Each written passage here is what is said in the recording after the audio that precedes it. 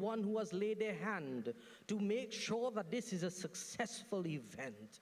Lord, we thank you, O God, and we know, O God, as the east and the west come here today, O God, that you would bless us, O God. You will give us wisdom and understanding, O God, so that we will know, Lord, right from wrong, O God, and that we would follow in your path, O God, to serve the people, O Lord.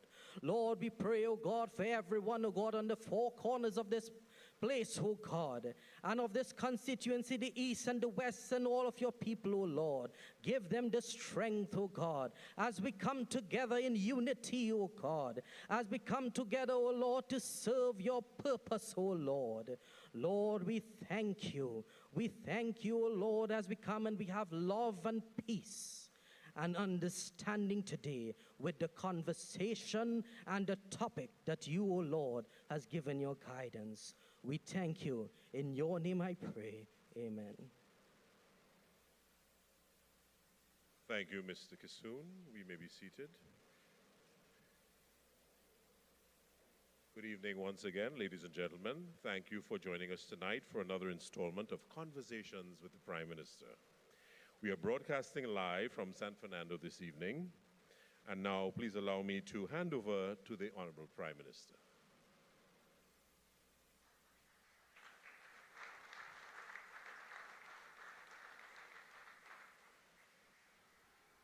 Good evening, San Fernando.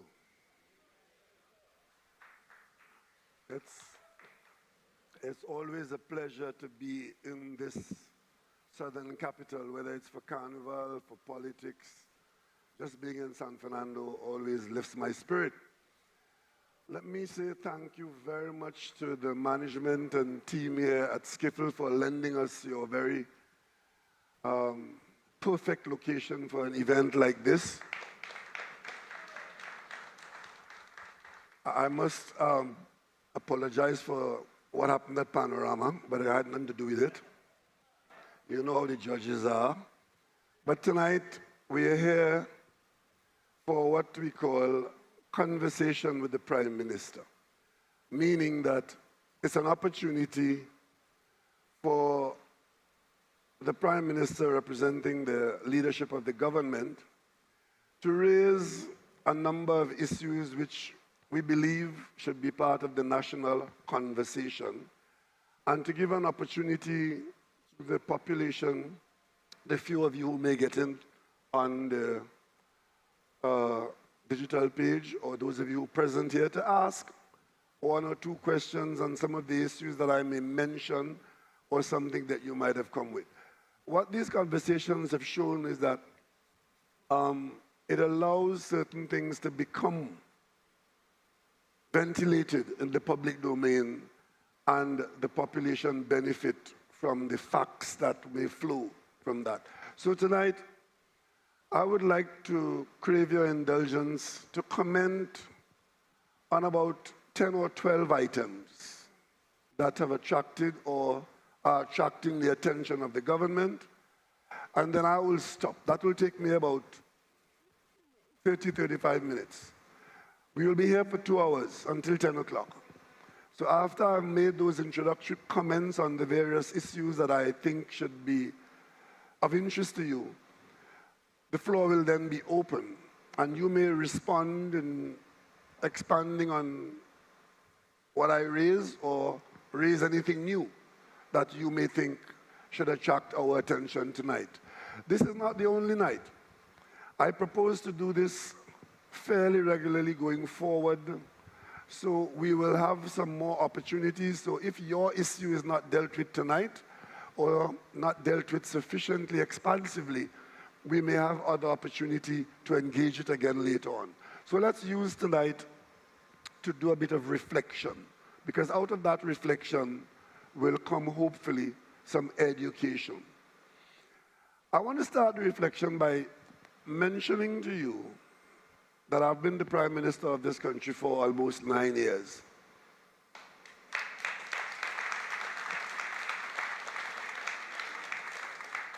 And during that time, a lot has happened.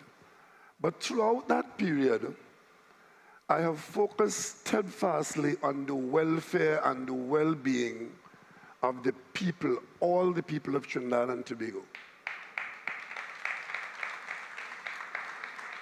It's been a period when we have experienced something that we've never experienced before. We had an election in 2000 after a 5-year term in office. I keep saying 2020. And look at where we are tonight, sitting here in the open, close to one another, and about to talk about the economy. But I want to remind you all that in 2020, March 2020, as Prime Minister, I had to take the decision to lock this country down and lock the world out. Because we were in a pandemic and it shut down the economy of Trinidad and Tobago and I dare say the world. And that wasn't all. We were losing lives left, right, and center. And of course, even that situation and the actions we took to protect lives could not please everybody. There were many persons who were displeased with a lot of the action that we took to save lives. And I want to remind you, we were trying to save lives because not knowing what was killing us. It took a while before the world understood the nature of the virus and the course that it would take and the level of mutation and so on. In the meantime, our factories were closed, our schools were closed. We kept the energy sector going because without that, we were going to starve. However, we've got past that. And tonight I can tell you that the decisions that we made between March 2020 and today have seen us with the economy virtually back to, and in some situations, better than we were in 2019. Ladies and gentlemen, we've come a long way and the decisions have worked. But there were difficult decisions to make. Prior to 2020, there was another decision that we had to make. The accounting system of the world had changed, the Western world I should say, and companies were no longer allowed to hide losses on their books and carry it forward as collectibles. You had to write off the losses that you were carrying, and that write-off had to be done in a very short period of time. You couldn't just be... One of our companies was carrying billions of dollars in debt, losses on their books, as though it was revenue to be collected. And in 2018, I think it was, or 2017, had to write it off so that their accounts will not be qualified. That company was Petrotrin.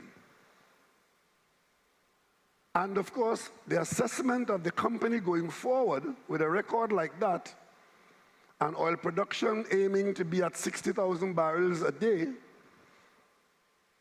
and losing between $7 and $15 a barrel, and those are US dollars, the forecast for us was a loss of about $5 billion in the period between then and now.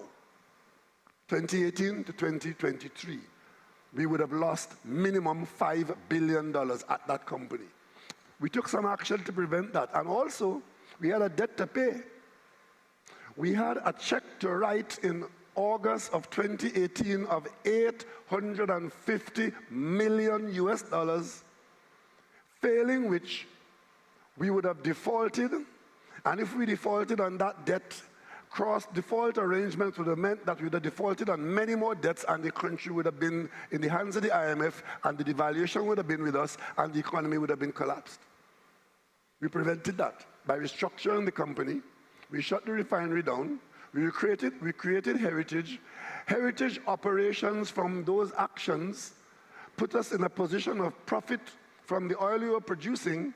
Heritage allowed the company, its parent company, to refinance the debt and is servicing the debt and is putting a few hundreds of millions of dollars in the kitty at the Ministry of Finance, taking that responsibility from the Minister of Finance. Suffice it to say that had those decisions not been made and had they not been successful, the Minister of Finance, the Exchequer, the Treasury, would have been responsible for that petroleum debt, and that would have bankrupted the country. And the only way the government could have run the country, that situation, was to devalue the currency, something horrible.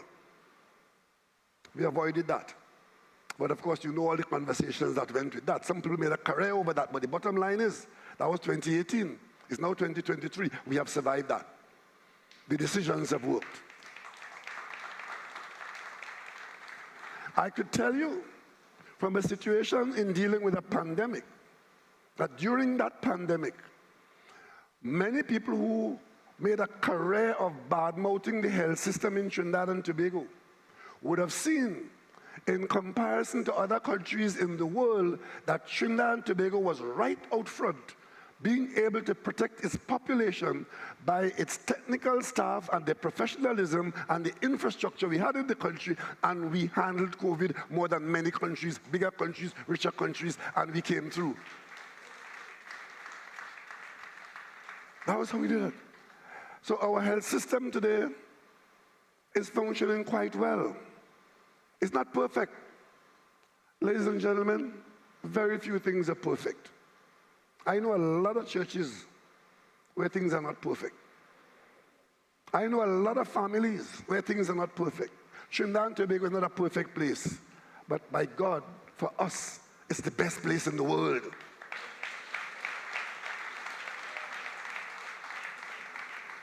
And governments are not only required to make easy decisions. In fact, you judge a government by its ability to make the tough decisions. That's how you judge a government. If anybody could do it, then it's easy. But if it takes a certain amount of rectitude and fortitude to make the tough decisions, and your government could make those decisions and make them in the public interest and come out of it better than when the decisions had to be made, then you know you're doing something right. And I could tell you, notwithstanding all that you're hearing and seeing in Trinidad and Tobago, there's a lot that is being done right in Trinidad and Tobago. But as we sit here tonight, all of us, every single one of us, traumatized, harassed, threatened by the misbehavior of a small number of people who engage in violent criminal conduct.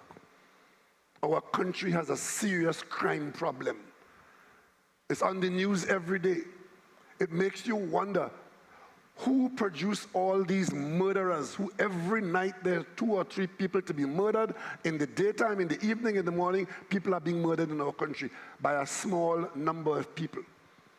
They are not the average person in Trinidad and Tobago. They're threatening every single one of us. And therefore, our national security system had to work time and a half, overtime, quadruple to face that, and our whole of government response, whether it is in the Ministry of Health, the Ministry of Education, the Ministry of Social Services, the Ministry, the Office of the Prime Minister, dealing with family affairs and women and so on, we have to respond from every facet of this rough diamond to treat with the violent crime in our country, and we have been doing that.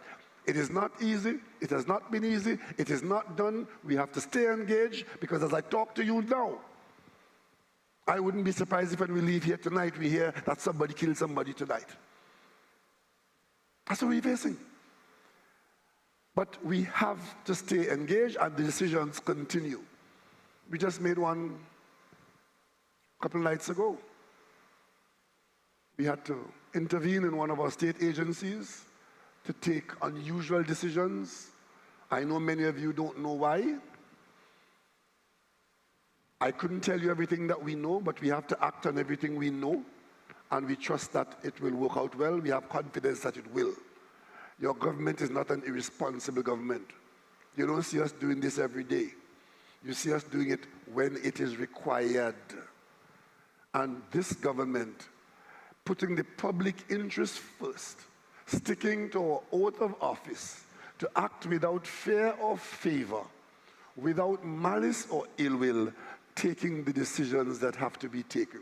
In education, the Minister of Education can talk to you for an hour tonight, but she doesn't have the time to tell you that we made a dramatic change in our scholarship system, moving from funding every scholarship fully and opening it to the outside and only giving 100 scholarships in a particular way for performance, but supporting a lot more people with bursaries using the same budget, putting very many more people through universities, doing more with less. We are doing more today with less money, getting our top students through university than we were doing before.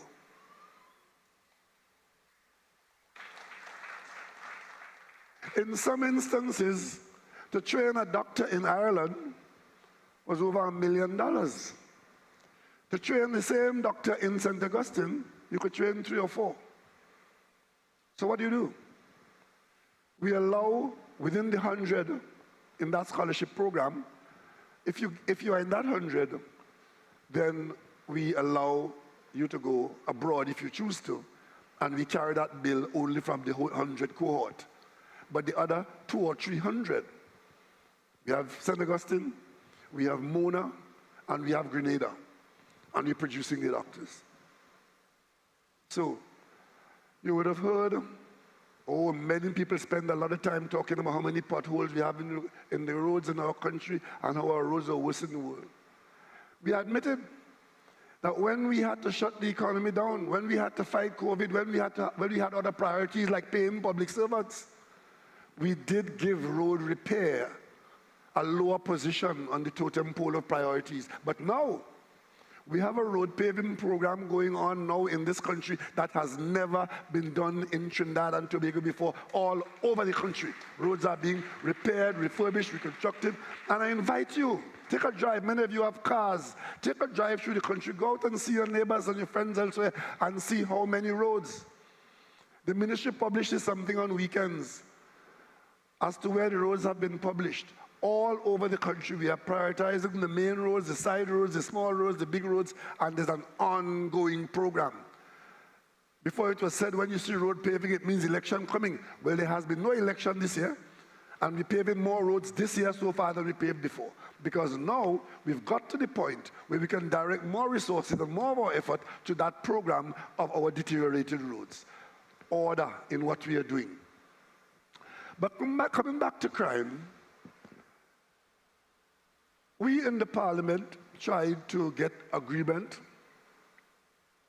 When we were in the opposition, we supported a lot of efforts by the parliament to change laws and introduce laws and so on to try to give the police and other agencies the ability to have the advantage over the criminal element.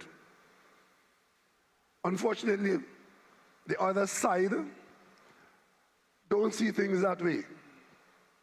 They see being in a situation in the country where crime is rampant and it appears as though we don't have a solution that works well for their election campaign. But we can't let that control what we do. So initially, we tried to encourage them to agree. Even things that they brought to the parliament, they would not support. Because to support it is to make the government look good. There are people in this country who actually take that position. And in this era, where the criminals are all over the place, because there was a time when violent crime and criminality and murder was Laventil. Crime as a business has now permeated the whole country, so it's all over the country. From Cedros to Carenage, from Sandy Grande to Scarborough. There are young people in particular who are choosing crime as a way of life. And if you don't believe that, I'm only expressing my view. There are people in this country who are choosing criminal conduct as a way of life. And they have to be brought to heel by the state security agencies. But this is 2023. While we are trying to control that, there are other people who spend their time arguing that we will be better off, and we are better off, if we succeed in granting bail for murder. Fact. So now, whether you like it or not, murderers can get bail.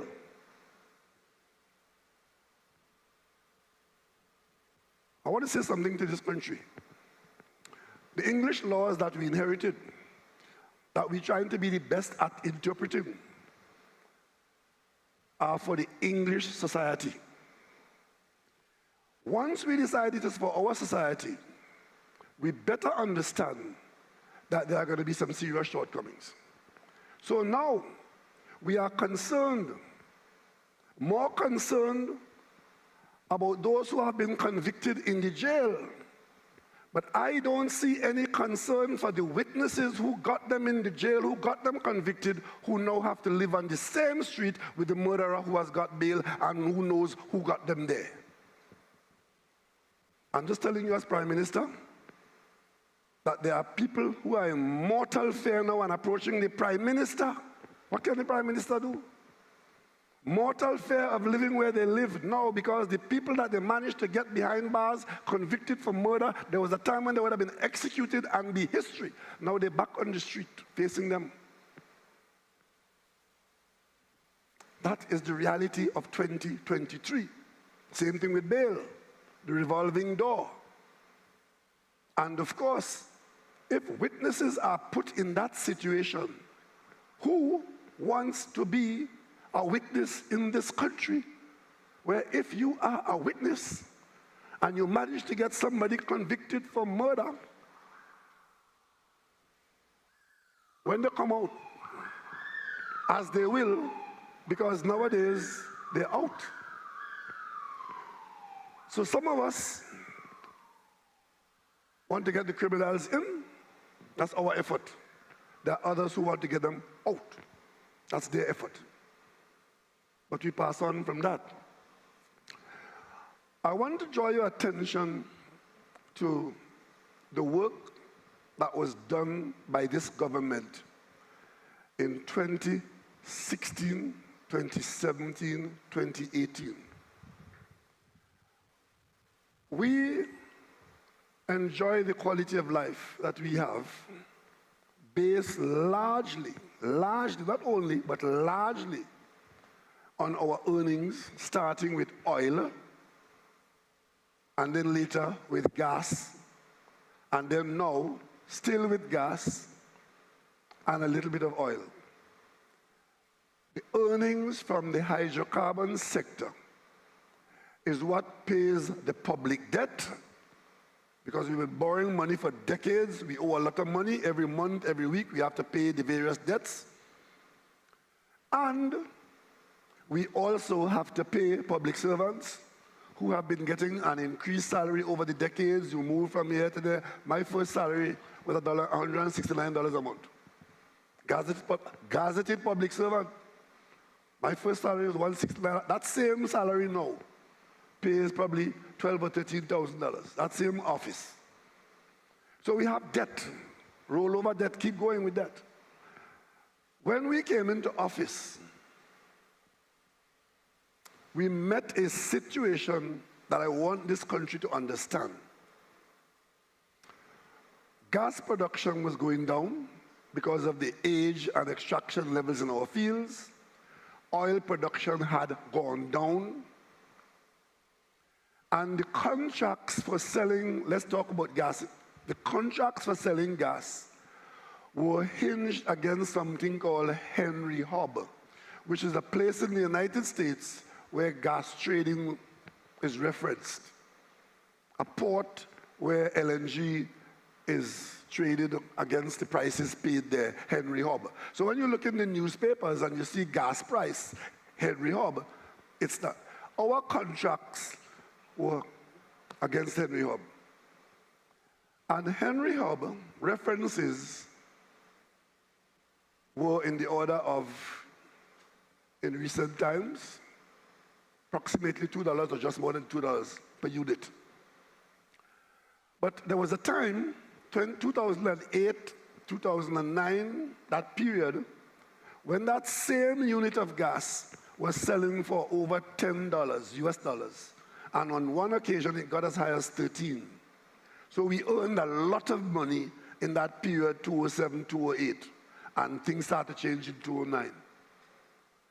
Today, the reference point at Henry Hub is $1.93, 193.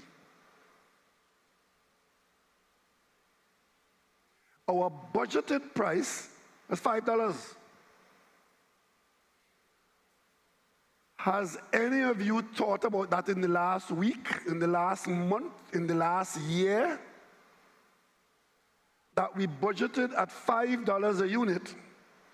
Henry Hub is 193, and I'm not even mentioning our declining gas production by volume.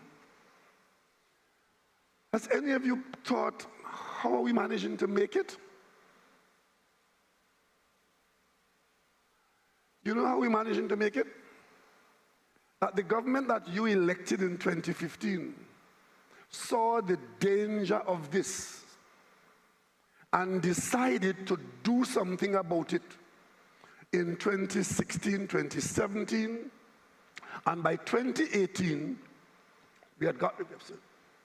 We set about, led by the Prime Minister and the Minister of Energy, who was appointed a minister in the office of the Prime Minister. So together, we set about to engage the people who own those contracts. And I made so many trips abroad, ate so many hotel food, lived out of a suitcase so many days, in so many cities, London, Amsterdam, Houston, Washington, to convince these people to agree with us to not use Henry Hub as our reference. But we were able to do a number of things, because it had to be done by agreement, because the contracts were in place and we couldn't force anybody to change the contract terms. We did not break a single contract, but we renegotiated, and we're the only country in the world that was able to do that. We renegotiated and got them to agree to different terms and conditions. As a result of that, our gas sales are now not referenced only against Henry Hub, but against the European market and the Asian market. There's a basket and the average price in there, with Henry Hub being 193 today. The renegotiated arrangements that we were able to get done, so far, we have got about $17 billion more than we would have got if we had stayed at Henry Hub. And even as the market today is 193, by the time you use the new reference arrangements with at least one of the major companies, even though you're seeing 193 as the reference price, the price against which we are extracting our earnings is about $3.50, $3.40.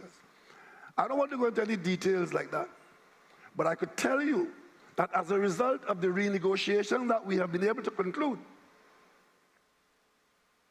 we have changed our earnings, depending on what's happening in the market, from between 20, 30, or as high as 40% more than we would have got.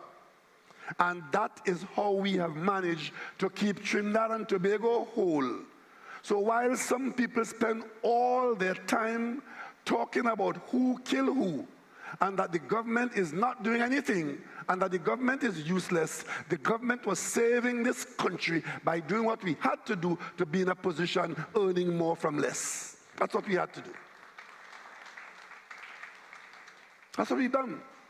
And the arrangements that we put in place, not the least of which is the restructuring of the ownership of Atlantic LNG, where we've lost because Train 1 has been shut down. Our ownership was 10% in Train 1 and 11% in Train 4. That was something that wasn't even known by the previous Prime Minister. Had to come to the Parliament to ask the shareholding in the various trains. We had no shareholding in Train 2 and none in Train 3. So as the gas production fell, the first train to be removed was the oldest train, train 1. So our 10% was now in danger. We wanted to stay at the table to renegotiate the structure of ownership in there. So we spent $34 million to keep train 1 in the play to allow us to be at the table to negotiate. And we successfully negotiated an ownership of 10% across the board on train 2, train 3.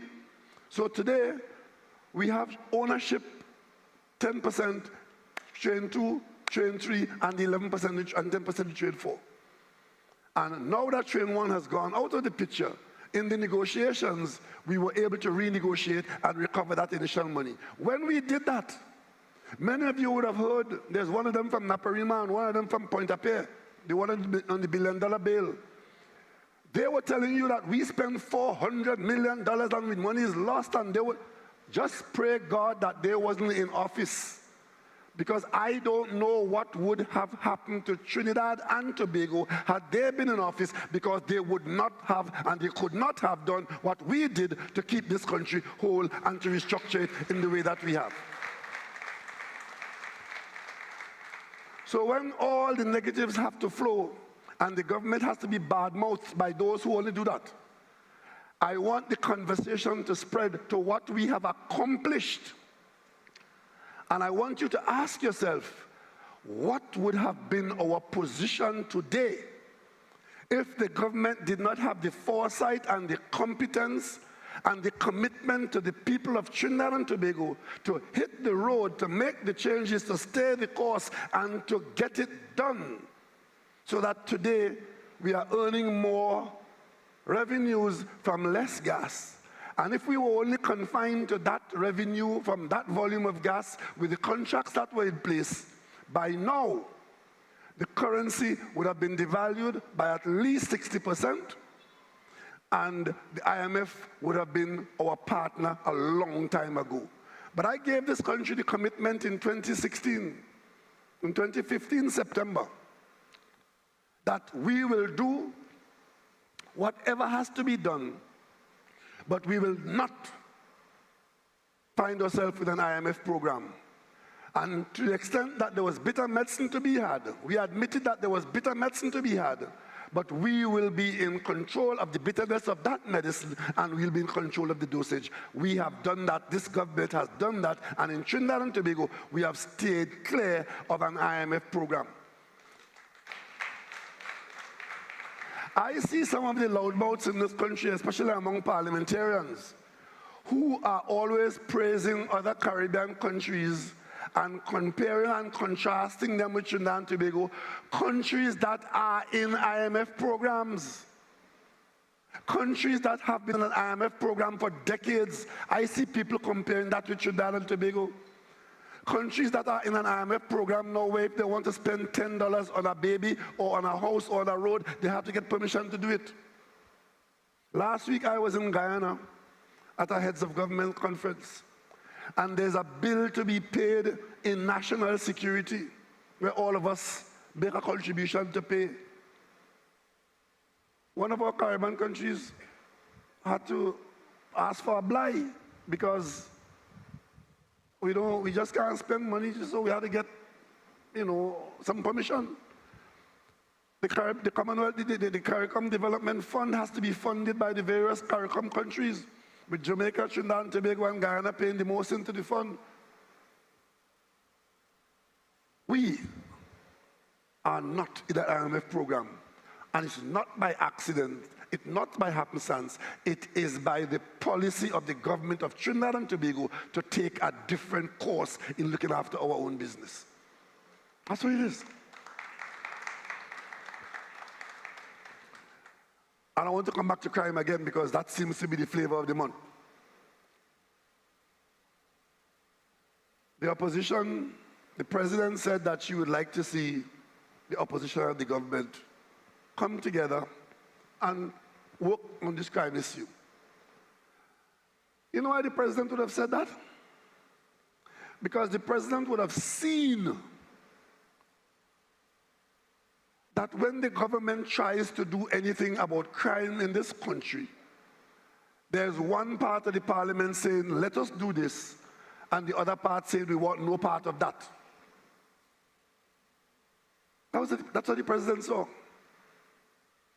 The president didn't tell us to go and have meetings all over the place together to look as if we are partners in crime.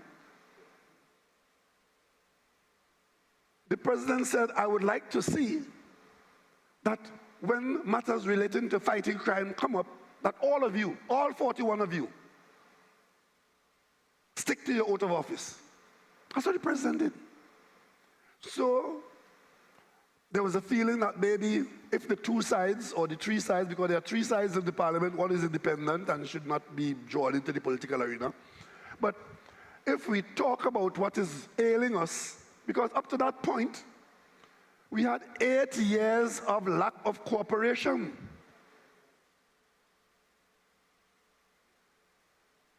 So he said, okay, let's talk to see if the matters that are ailing us or keeping us away from decision making, if there's some way we could talk about it to get ourselves closer to it.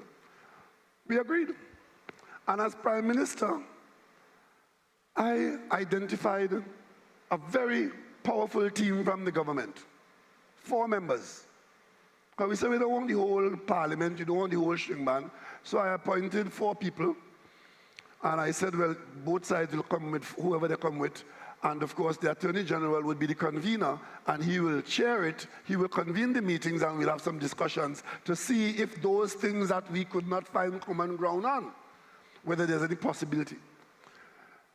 I did that within a week of that being agreed as the way to go. Up to this day, the opposition has not named anybody. I want to repeat that.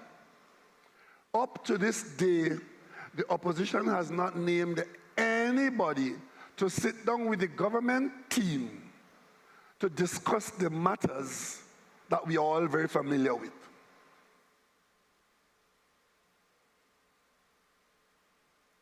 But yet I have people telling me that the reason why the opposition is not doing that is because I am not part of the team. That sound like sense to you?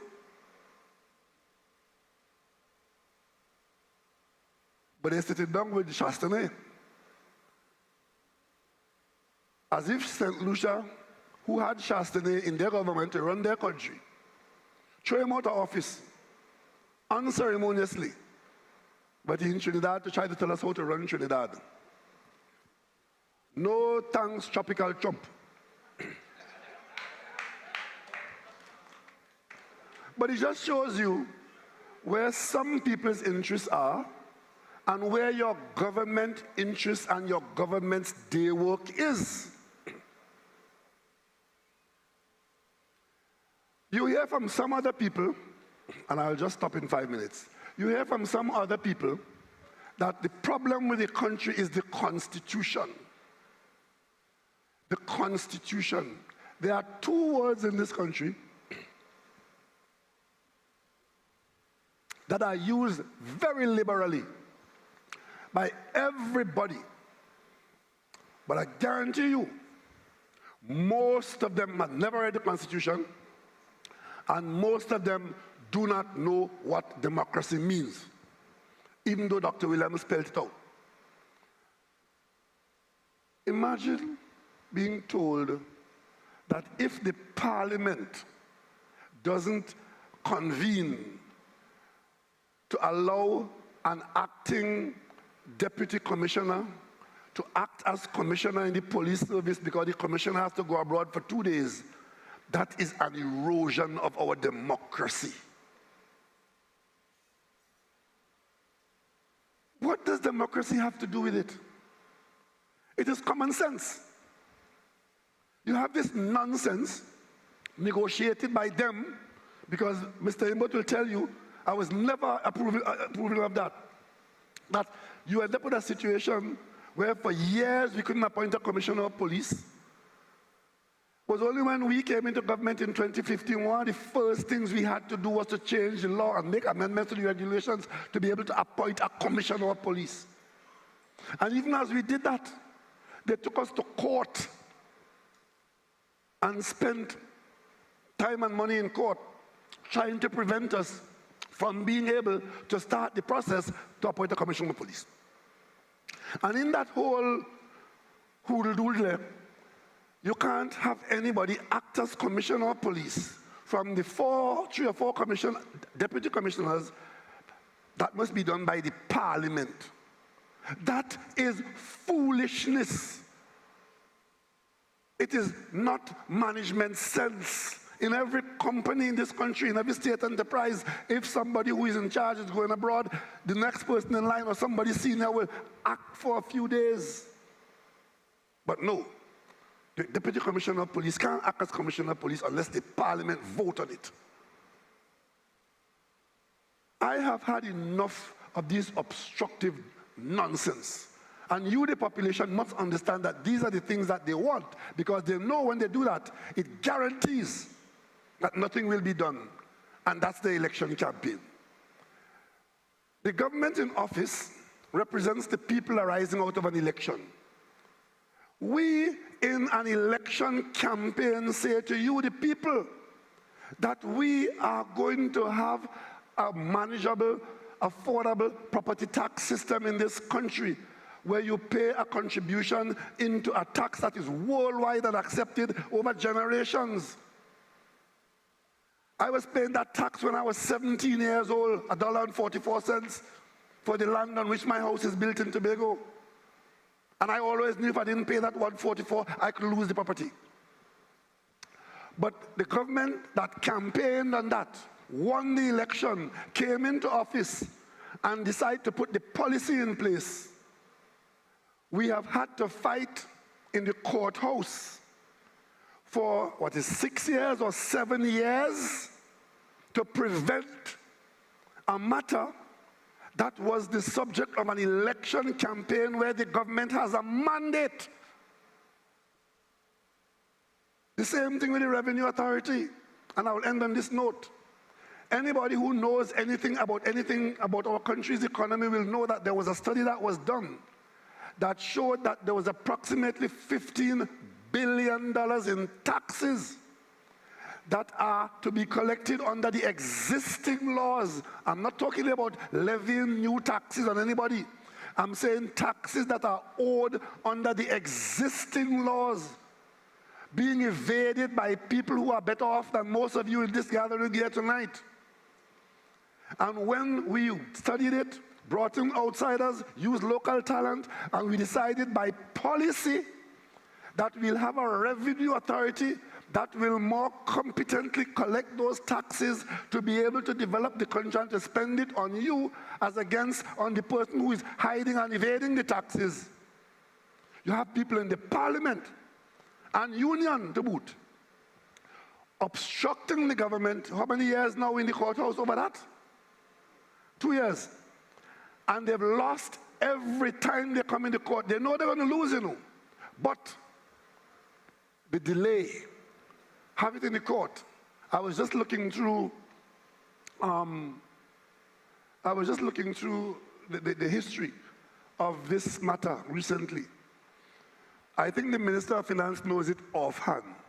Minister of Finance, could you tell the country where that property tax and that revenue authority has passed through the courthouse? Is there a mic for the Minister of Finance? I will stop at this point and let the Minister of Finance clarify this for you, because I want you to understand. I want you to understand that as the government with the mandate to do certain things for the benefit of this country, that there are people who are using the courts to bring about delay so it will not be done, and they believe that if they obstruct that, the government will not be able to be successful in the matters that we have engaged, like we were with fighting COVID, with the petroleum restructuring, with the road improvement program. They just believe that they could use the court to create delays. And I want the actual delay to be told to you now so you can see what is going on. But we have still kept our policy. there will be the collection of property tax, and there will be a revenue authority. So we fight these fights one after the other in the courthouse, and we win every single one of them. And while the Minister of Finance is looking for the information on his phone, I could tell you, when we were fighting COVID and in the hospital trying to save lives, there were 63 cases in the courthouse we had to fight to, you know. They've lost every one. But they were trying to use the court to prevent the government from fighting a virus and a pandemic because they believe that the government must not be allowed to succeed. Minister of Finance, please take over.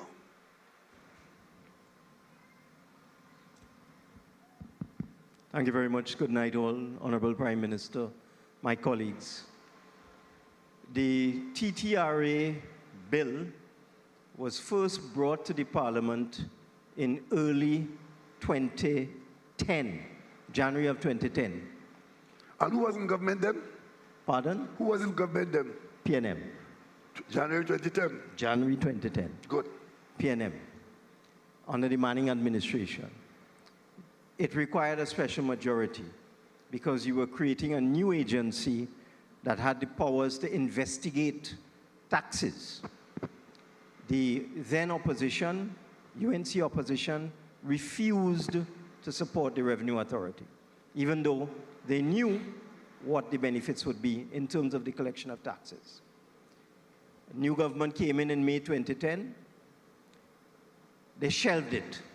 They decided it was a bad idea to try to create a new agency that could be more efficient in collecting those billions of dollars of taxes that are outside the system, that people who should pay taxes are not paying taxes. Because in Trinidad and Tobago, a significant number of income earners, and I'm not talking about individuals per se, but a significant number of income earners don't pay any taxes. They don't declare income, they don't pay taxes. And that puts the burden on you, the honest and legitimate taxpayer. Anyhow, 5 years and 3 months passed. The previous government decided they wanted to have nothing to do with that. We came into government again in September 2015. We put into our 2015 manifesto that one of the most pressing priorities for us would be the establishment of a revenue authority. We spent a couple years dealing with the legislation. It required a special majority. We brought the bill to Parliament. We sent it to a joint select committee. The opposition insisted that if they would support it and give us the special majority, they needed to consult with stakeholders.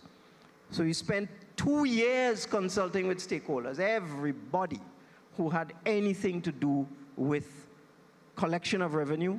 The public service, the trade union came, the business associations came, everybody came. 2 years. Went back to the Parliament, brought the bill to the Parliament. Opposition refused to accept the bill. All right. Election came, 2020, we're going back again. They say no again. So we eventually had to, I wouldn't call it water it down, but we had to modify the legislation to make it a simple majority bill. And the way we did that is that the sort of police powers of the Inland Revenue Division and the Customs and Excise Division are going to remain in the public service, the police powers, which is investigation, entry, search, seizure, and so on. But the administrative side of revenue collection, which is where the inefficiency was, will now be handled by a purpose-built, efficient statutory authority, which can hire people with the necessary skills, will not be subject to the delays by the Public Service Commission, and so on. So we passed that bill, 2021. 2022, within a couple of months, they're going to court again. They said the bill is unconstitutional, the act is unconstitutional. and we've been in the court with them for almost 2 years. They lost in the High Court, they lost in the Court of Appeal, they gone to the Privy Council. And while we are there seeking to implement this new agency, they keep applying for an injunction. So as the thing has gone all the way to the Privy Council to determine whether it is constitutional, they won't allow us to implement the Revenue Authority because they keep applying to the court to stop us. But we're pressing on.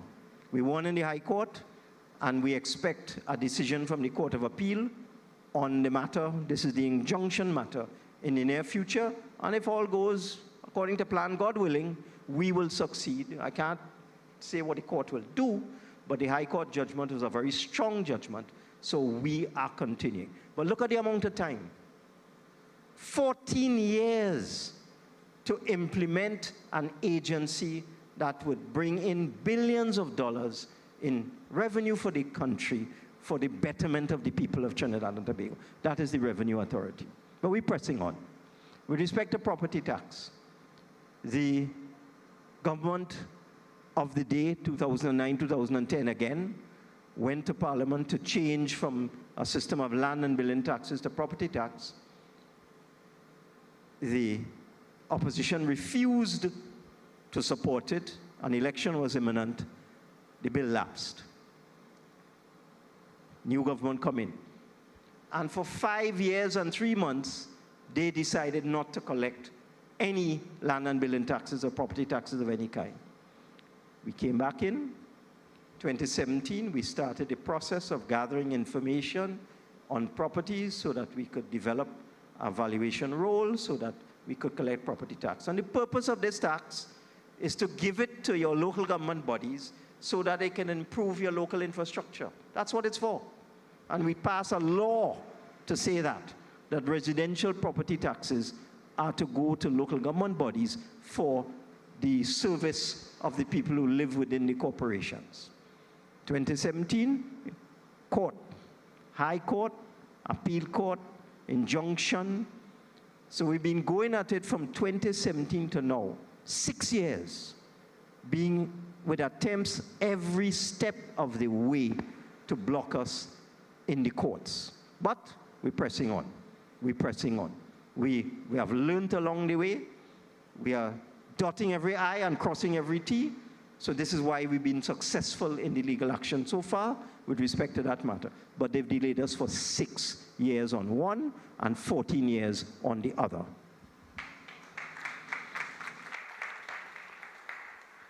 All I will say to that is that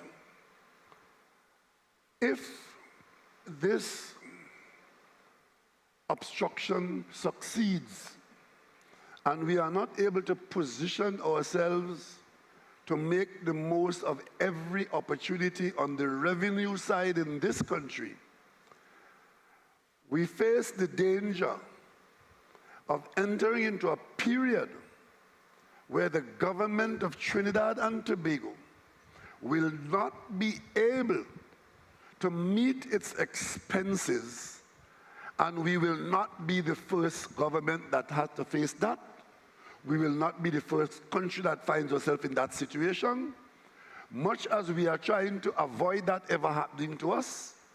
If we continue with what you heard from the Minister of Finance there, and had we not been the government since 2015 to do what we have done on the revenue side, the Crapo would have had the pipe in his mouth a long time ago, and the match would have been struck to smoke it. Ladies and gentlemen, these are serious matters. These are not matters to be taken lightly, whether you are a businessman, whether you're a teacher, whether you're a nurse, you're a doctor, you're a taxi driver. If the country's business is handled in the way that we have been fighting to prevent it from being handled, we're going to come to a point where we will not be able to preserve and afford and sustain the quality of life that we had become accustomed to. Because I could say to you here without fear of contradiction, had this government not taken the positions that we have taken in the last 9 years, given the level of expenditure that was taking place in 2015, and given the fact that revenues fell from $60 billion budget to $38 billion, we would have been an IMF case already. And once you start talking IMF, you start talking about one, reducing all subsidies and cutting the public service, its numerical strength significantly. The government expenses, the major government expenses, there are three of them. One is public debt. And you better pay that, because if you default, it's going to hit you in your pocket. The currency is going to be devalued. Two, we have to pay public servants. Every month, the Minister of Finance has to find a significant amount of money to ensure that public servants' checks don't bounce. And three, we pay subsidies on a number of expenditure items which are really for you, the citizen, but the government pays the bill. $1 billion on fuel still, notwithstanding what you've been hearing from some union leaders, we still carry $1 billion in subsidy on fuel. Water is heavily subsidized because that plant in Point Lisas, where we move from our own water to desal water, has bankrupted WASA. TNTEC, your electricity bills are still about the cheapest in the world. And of course, your hospital care is free, and your schools are largely free except at the university where a contribution is made at the highest level. Those 5 things, if you end up anywhere near the IMF, that is where the change in this country will come. So understand, when we say we're not going to be an IMF candidate, we're going to do our own medicine. All the complaints that you're hearing will pale into insignificance if the attitude of other responsible people prevail and we end up having to expose this country's flanks on those 5 items. And priority number 1 is paying the public debt. Because if you don't pay the public debt, you're going to end up having to take on conditions that will allow you to have to deal structurally and drastically with the other expenses. And the first thing that they all look for when you can't manage your own affairs, your own finances, is they look at the value of your currency. We have had advice since September 2015 to devalue the currency. That was one of the advice we get from some of the experts. We said no, we could manage the country, and we wouldn't manage the country without devaluation. Because when you devalue the currency, sometimes when you start to devalue it, it's like a flywheel. It keeps spinning, you can't slow it down, you can't stop it. And secondly, it affects most those who are least able to afford. Those at the base of the earning pyramid, devaluations hurt you more, because devaluations mean you got to pay more for everything. I've said enough. Open the floor. Let's talk.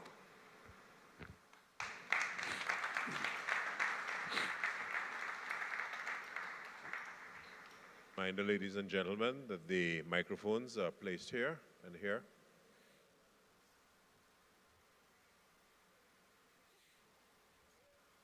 A reminder to give your name and before you're giving your question.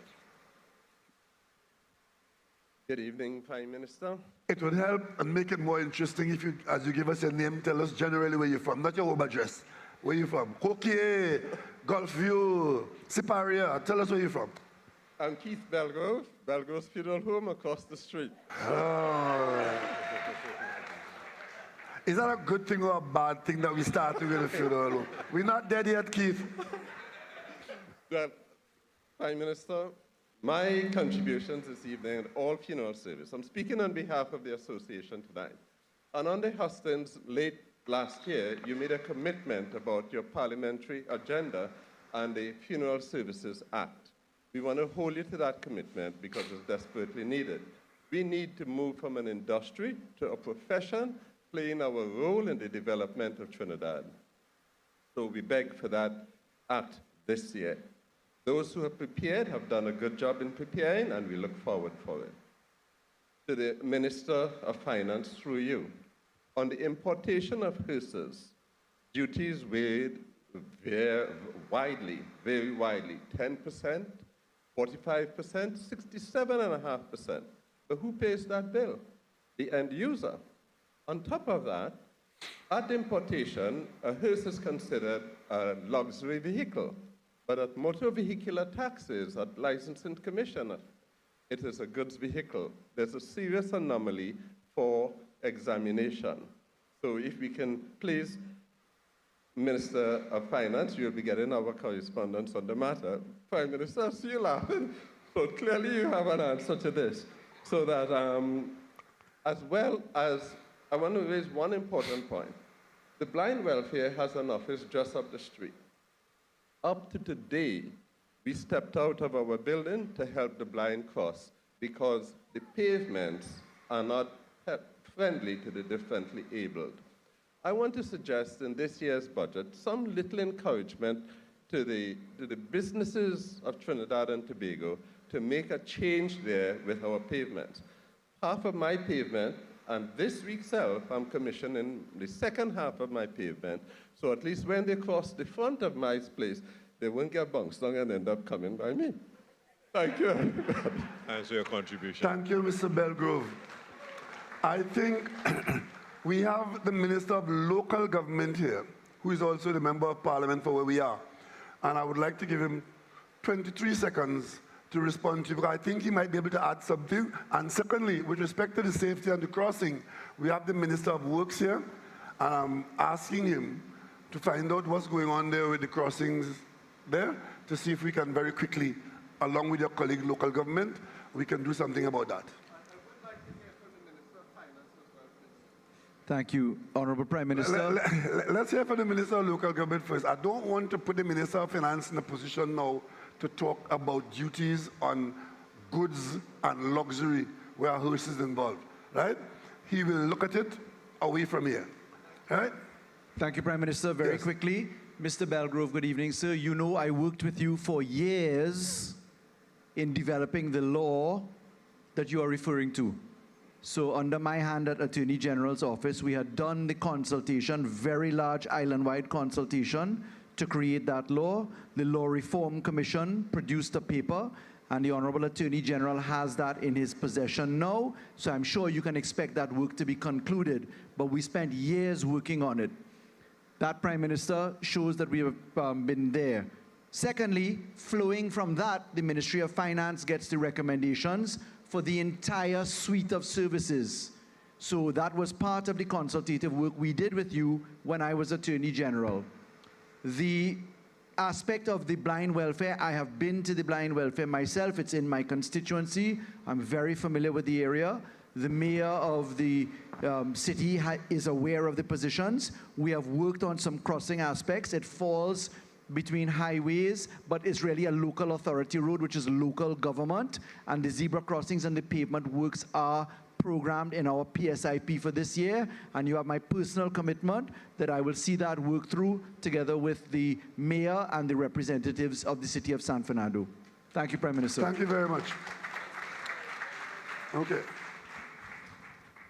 Sorry we haven't been able to bring the law to the Parliament yet, but the work has been done. It's in the pipeline, it's close to the end.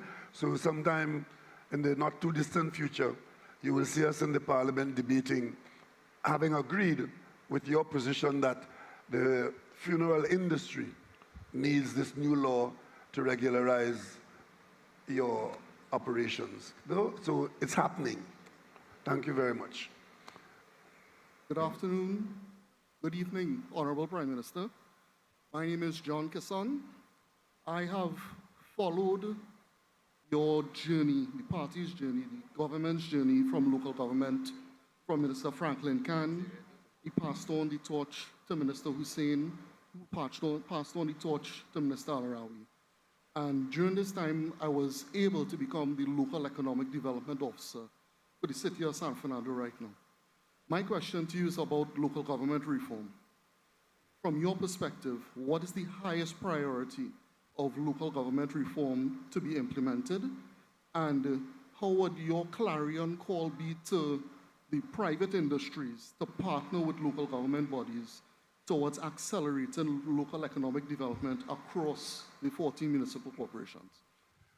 The highest priority is to get proper management and structures in there and the collection of property tax to be spent on the burgesses who pay those taxes.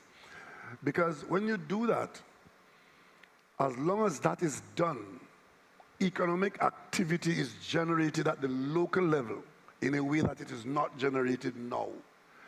Also, the work of that expenditure at the local level will have the effect of improving the value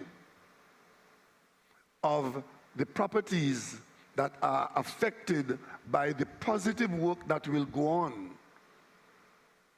in the area. And the quality of life that will flow from improved conditions at the local level will reflect itself in people's wealth being increased. Let me give you an example. I was in Guyana last week with the president, and he pointed out to me as we drove along a particular district how property values have risen in the last 2 years simply because of the physical infrastructure. They have these canals and drains and so big drains. The work that has been done and the road improvement, the improved access and egress, saw a significant uptick in the value of the property. So the owner's net worth would have grown simply by this aspect of implementation of public policy in a short space of time. We can have that in Trinidad and Tobago on a same kind of scale if we spend that money that will be collected. The numbers have been called by the Minister of Finance, and as well as other monies that can come to local government from the Treasury.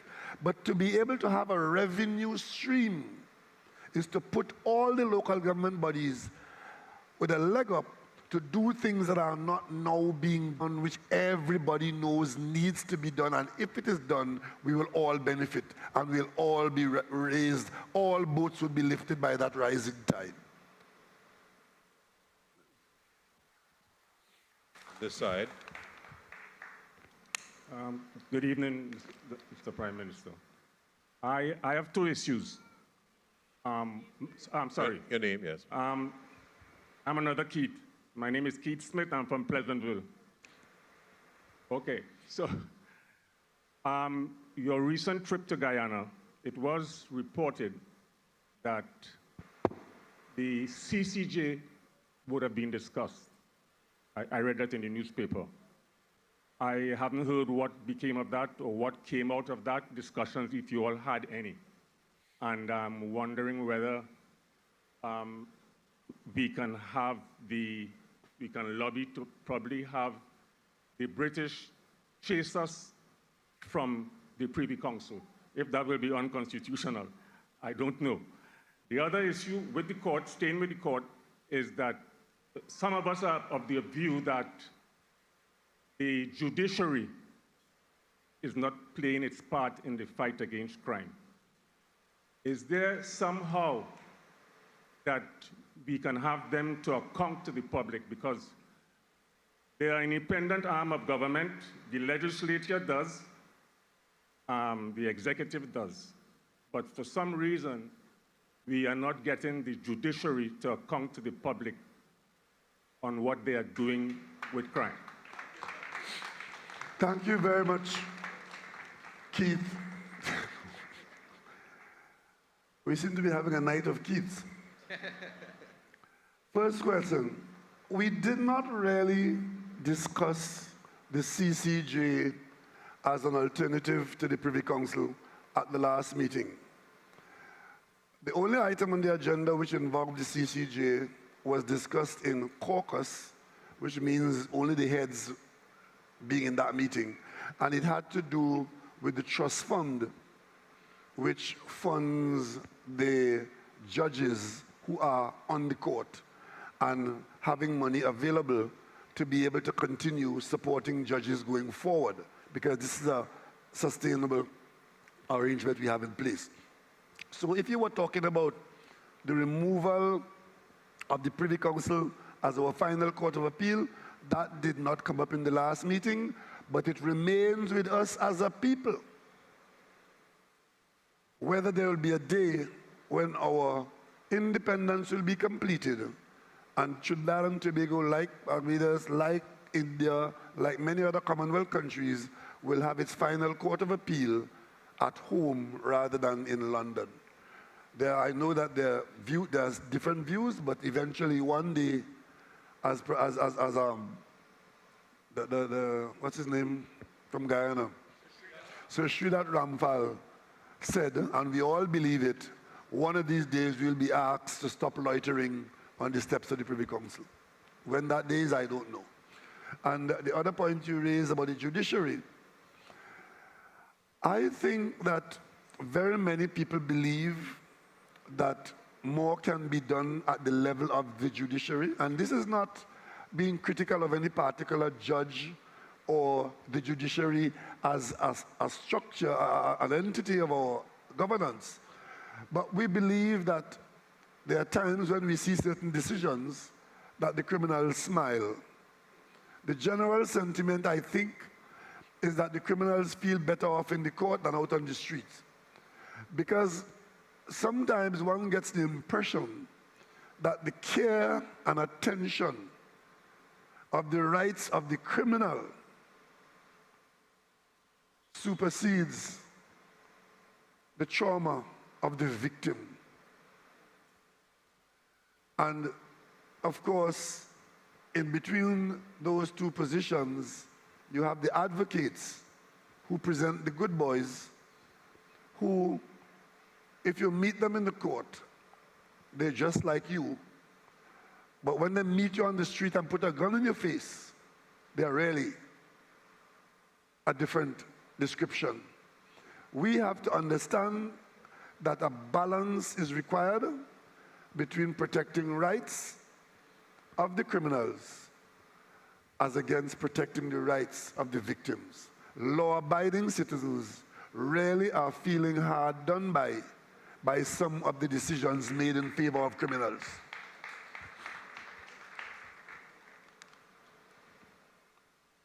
Next question on this side, please, from the line. Good evening, Prime Minister, fellow citizens. Good night. My name is Mark, not Keith. I do apologize. First off, I'd like to thank you all for the innovation you all had to prevent the country from going through a headache with the oil industry. Oil itself has had a great impact on Trinidad. I know that back then, the issues of high labor costs, fluctuating oil prices, bad mismanagement would have led to that problem. Right now, technology has advanced in a certain level. We can now use stuff like industry automation, machine learning, AI. We also have a ready supply of oil from our neighbors, Guyana, Suriname, upcoming. I wanted to know if it's possible that with an upgrade of the refinery, which is now being offered in the market to be sold to another party, if we would consider actually investing it on our own to use those factors to allow us to have a more efficient and productive solution to again have oil as being one of the major income earners for the country, if that would be considered once a proper plan is put in place. Thank you. Thank you very much. Let me put it this way. There was a reason why we came out of the refining business. We are still in the oil business. We are still drilling for oil, looking for oil, finding oil, selling oil. We're still in the oil business. We are still buying refined products for use at home, and some we sell. I would be the happiest person in this country if we come to a situation where we can have refining done in the country. But the reason why we came out of the refining business is because there was not sufficient oil available to make refining a business that we should be involved in. Over time, we became a refiner, more of other people's oil than our own oil. And some of the culture and the systems we had in place, including the refineries and efficiency and other things like that, caused us to be a loser rather than a gainer. And while some people in the industry were benefiting, nationally, we were losing. I could tell you that in the search for the condition that you mentioned there, we are discovering there are refineries around the world. I was talking to somebody recently about a refinery in Africa, about the size and scale of the one in Pointe-à-Pitre. When we closed down that refinery, we had to deal with about 5,000 people, I think, approximately 5,000 people. You know how many people are running that refinery in Africa that I'm talking about? 400. 400. And with the technologies that you mentioned there now,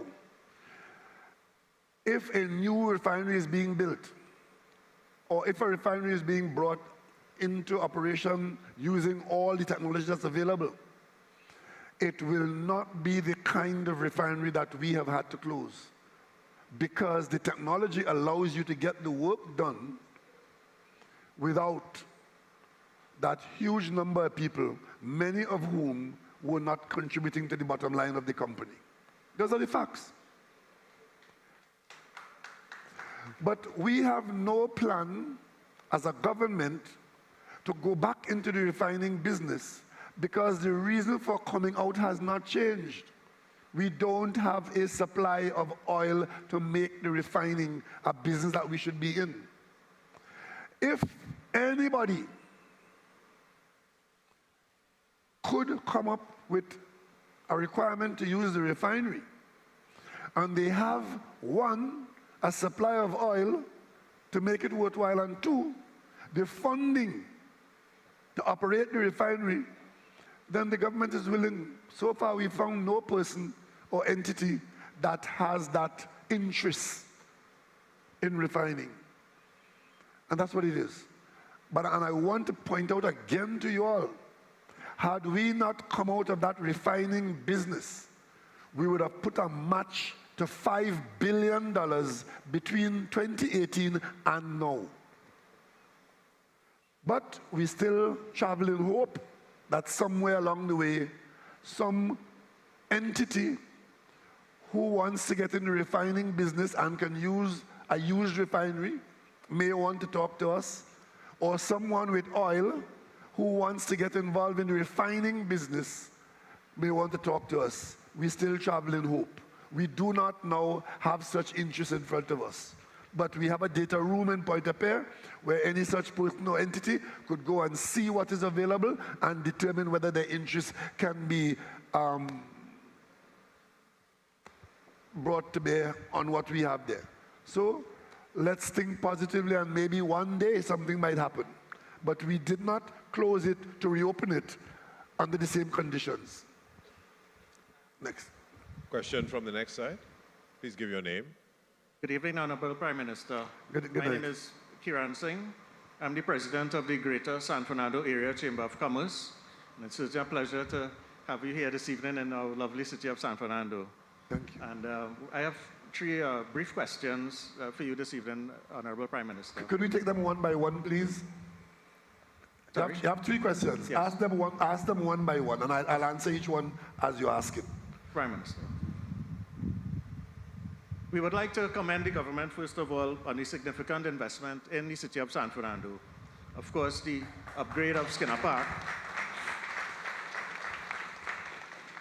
and of course, the start to the redevelopment of the waterfront, which for decades, it was only talk about starting it, and eventually our government started this project for us in San Fernando. Prime Minister, what we would want to get from you is an update as to when phase 2 and phase 3 completion dates would be for this mega project for us in the city of San Fernando. Okay, the person who knows the most about that is your MP. Minister Al-Rawi, could you, a brief, Minister Al-Rawi, Minister. Yes, sir. While we have Kiran on the floor, just for the benefit of the public who's listening and who are here, give a little synopsis of what he's talking about and try and answer his question. Sure. And you don't have the whole night. Yes, Prime Minister. Thank you very much, Kiran, for your acknowledgement of the work led by the Prime Minister's desire to see it done. The San Fernando waterfront, as everyone is aware, is something that was talked about for upward of 40 years, but it was a rather nebulous concept. It was just the waterfront. It could not be disaggregated or separated into individual identifiable projects. What happened was, with the vision of the government, a lot of nagging by your MP, and the support of the Honorable Prime Minister, we were able to separate the waterfront redevelopment and development into separate projects.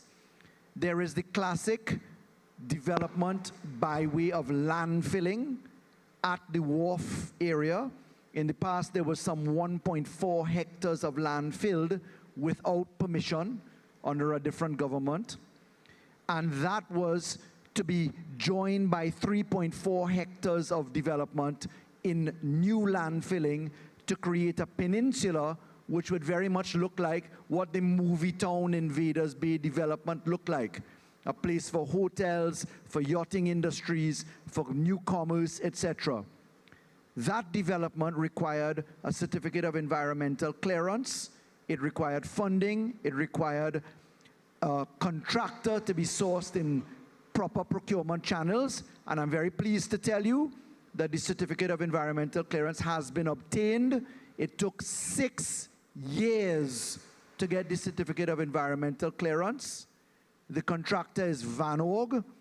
That contract is expected to start in the month of April, as at last report. That project will take 6 months. 6 years to do 6 months of work, and they're going to be dredging the waterfront and harborways to create a passageway for vessels to come in. The water taxi moves to that side closer to the yacht club, and therefore we get a significant amount of landfill and area. We've already done the forward operating works. Ministry of Finance has its customs office there. The land development is in there. And that takes us to the second stage, which is Plaza San Carlos, otherwise known as the Wharf. Plaza San Carlos is at King's Wharf, not Queen's Wharf, which is in Port of Spain. And at the King's Wharf, there are a few identifiable projects. The old railway station at the end of the wharf, the customs facility, which is an addition to what is there, the Thorpe's Garage, the Black Cat Hotel, a couple historical buildings, and the relocation of the PTSC turning facility. I'm pleased to tell you, the fishing port has started. The contractor is Warner Construction. I'm pleased to tell you that the contracts for Trinidad Railway and for Thorpe's and for Black Cat, those are coming to a close now under UDICOT. They expect in the month of April to May to begin those works. In the meanwhile, the private sector, much of that land is owned by Ansa Macal and other areas. They are in conversation with us. The third stage of the waterfront development, which you asked about the 3 stages, is the road from Skinner Park all the way to Plaza San Carlos. That roadway, as you know, has been widened. We started the work, even though we knew that there were commercial and other squatters in the way, and we started the compulsory acquisition exercise at the same time. So we didn't want to wait to clear first. We went on with the works. We tied in the water treatment facility, which is just at the back of Padmore Street, and that work has been defined to be, number 1, the housing development, which has been awarded to Karamat Engineering Services. As you know, they put out for tender 54 expressions of interest for 54 apartments. They only got a small 740 people saying they will buy it. So stage one was extremely profitable from expressions of interest. That work is expected to commence this financial year. The relocation and the redevelopment of the Hattas area. Under local government, we have got the IDB to express interest in treating with the landfill, which is the Labas, and the seawall, which has to be built, which goes out a further 12 meters. That has been finished. The same Van Ork does that project, and we'll fill in the road. There is much more that we can add to that, but I'll leave it there, Prime Minister. Well, if you put 1 more pound of cement down there, it will sink. Well, so I'll end by saying, Prime Minister, a lot of that is cement to come. And San Fernando will be demanding its fair share. Thank you for your generosity to us, Prime Minister, and to you, Kiran Singh, for your support. So that was one question, Kiran. You have 2 more. Yes, Prime Minister. It's a well-known fact that San Fernando has statistically lower crime rates than the rest of the country. Fortunately for us in San Fernando. Well, I'm very glad to hear that. And of course, we must thank the hard-working efforts of the TTPS and the municipal police in that regard.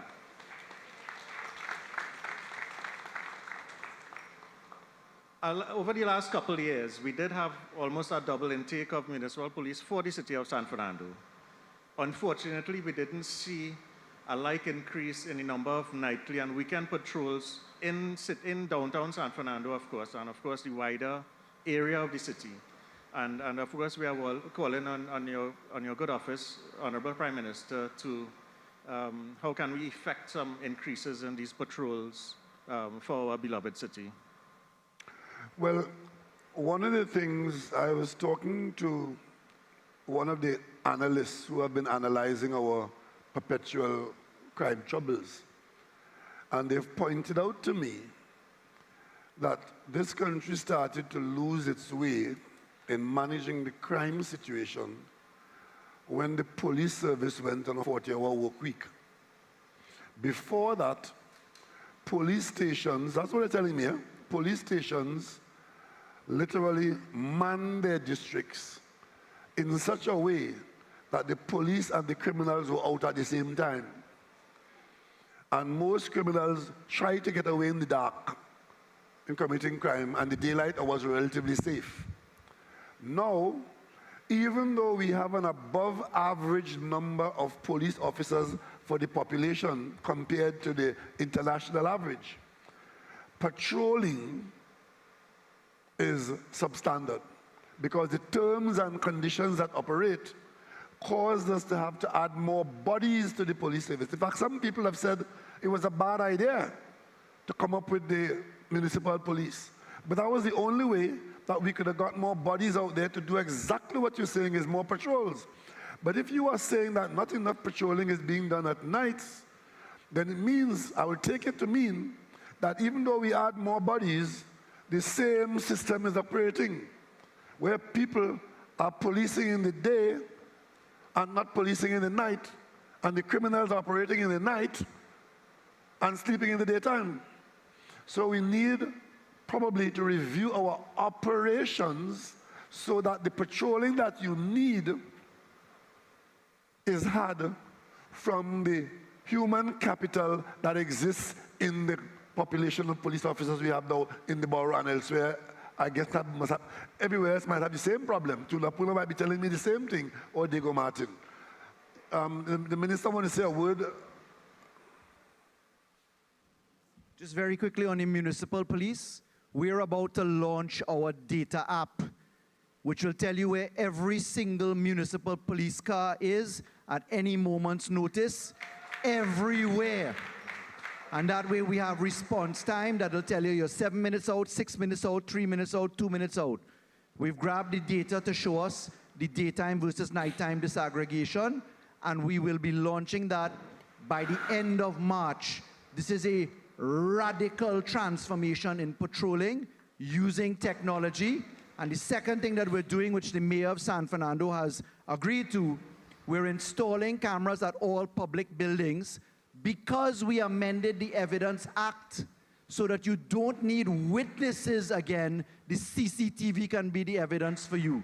The third thing that the municipal police will be doing, which we will launch very shortly, is that we will be putting out mobile patrol units, mobile huts, as we do every carnival. Just across the road here, where you have a standing mobile pump post, we'll be moving from post to post. So the municipal police, in conjunction with the Minister of National Security, we're about to give you some fantastic products, which is part of local government reform.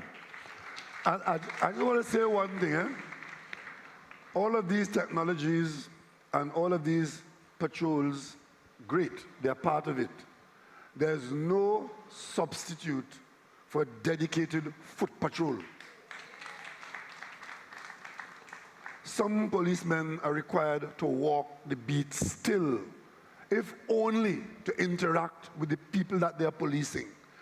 Having police cars brand new with the windows up, driving past people in the road, sometimes even when they're being flagged down, that does not help. I've had a lot of complaints from people in various parts of the country complaining that police car patrol driving through the area is not in fact a police patrol. So I want those who manage the police service to take that on board, and those of you in urban areas to understand that older urban areas than San Fernando and Port of Spain are still relying on well-resourced foot patrol, especially in sensitive districts. Thank you, Prime Minister. One more question. Yes. Last one from you, right? Yes. Good. Okay. Yes, Prime Minister. Thanks. We all know traffic and that's only because you represent a large cross-section of views, right? Thank you, Prime Minister. Traffic congestion has been or used to be a perennial problem in the city of San Fernando. And of course, through the hard-working efforts of the Traffic Management Committee, we were able to alleviate that to a great extent over the last couple of years, and the work continues, of course, currently. The parking facilities have also improved with the parkade at the entrance to the hospital on the wharf. And of course, the wrecking has been discontinued, and we are very happy about that because at one point we had the most efficient wrecking service in the country, and that is no longer so. So we applaud the government for retracting the wrecking service. But what about the illegal parking?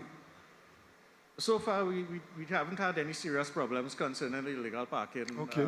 Persons bracing the corners of the streets. So it's working pretty well. I think people are still fearful of the traffic wardens and police. They can still be issued with tickets, even though the wrecking service is not in operation. And that's fine. But do you have short-term parking on your commercial streets? Yes, on the outlying streets, parking on alternate days on one side of the street is permitted, and that is working. And we also have several private parking lots that are available for business persons and customers. And in fact, Prime Minister, the Chamber of Commerce instituted a park and ride system with the assistance of UDCOT, His Worship the Mayor, over the Christmas period of 2023, where customers and business persons were allowed to use a free shuttle service for downtown San Fernando while they parked at the secure parkade on the wharf. And it proved very successful. It took some time to garner some traction, but it did encourage business to come back to San Fernando, shopping to increase over the 2023 Christmas season. In fact, where business persons were applauding the initiative and thanking the government that we were able to see some business activity recreated in San Fernando during that period. Okay. Some management taking place and there's some good results being had. So thank you very much for all of that. Prime Minister, just one comment. Just a time management issue here. We are about 9:35, and we have about 10 more minutes for some questions. So we'd like to get this line. Kieran, I think, I'll tell you what, I know that you represent a broad set. We'll talk again later outside of the thing, right?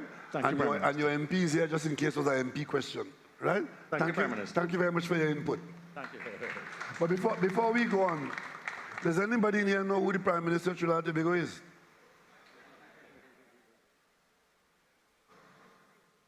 Do you know what portfolio the Prime Minister has besides Prime Minister? I am the Minister for UDCOT. I run UDCOT as a ministry.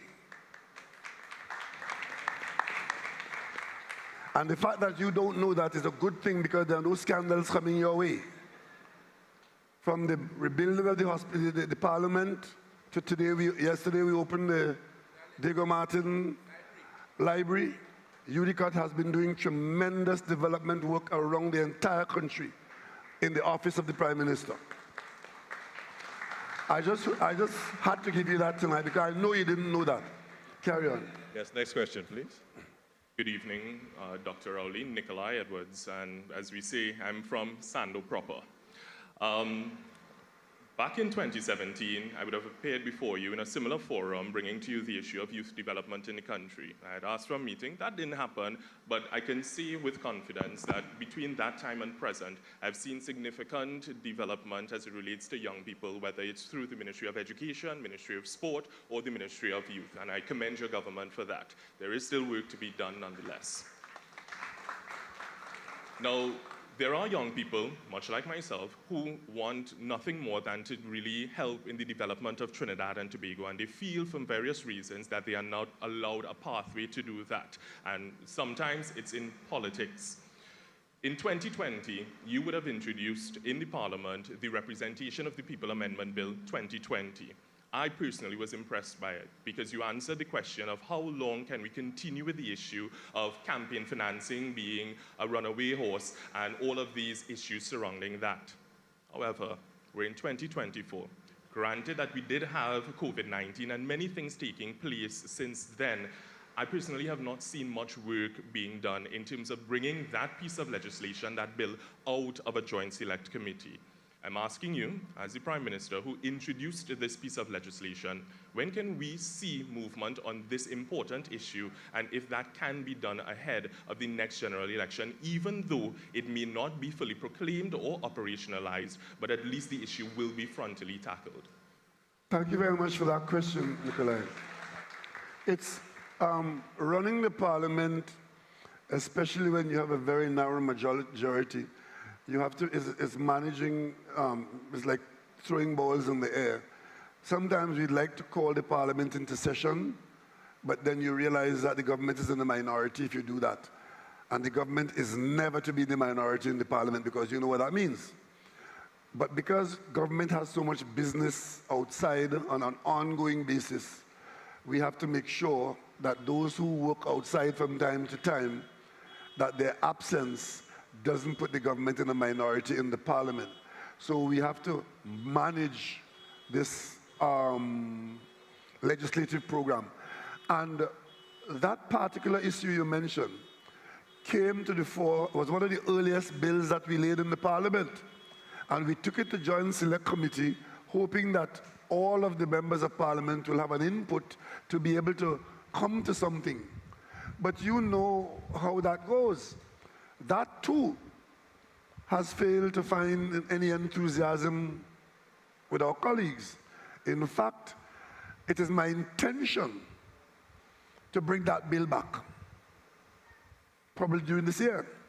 But I would like to get it done before we get out of this Parliament that we are in. And you're correct in saying, even if it doesn't come into full force, and even if we can't get agreement, the government on its own should be able to make sufficient useful upgrades of the current law by way of amendment to allow the modernization of money in elections in Trinidad and Tobago. We are hoping that it will form part of the work that we'll do this calendar year. And by calendar year, I mean between now and December. If it doesn't get done before the Parliament goes on recess in July, which I hardly think it would, because the committee has not yet, we may want to give it a bit more time in the committee and try to persuade our colleagues to, but you know how that goes. We have other people who are not as enthusiastic about these things. Even matters that they themselves brought to the parliament, which you think will attract attention. They oppose their own bills. And therefore, we can't be too hopeful that they will be enthusiastic in it, but it is something that we'll try to get done during this calendar year. Yes, I'm hearing you.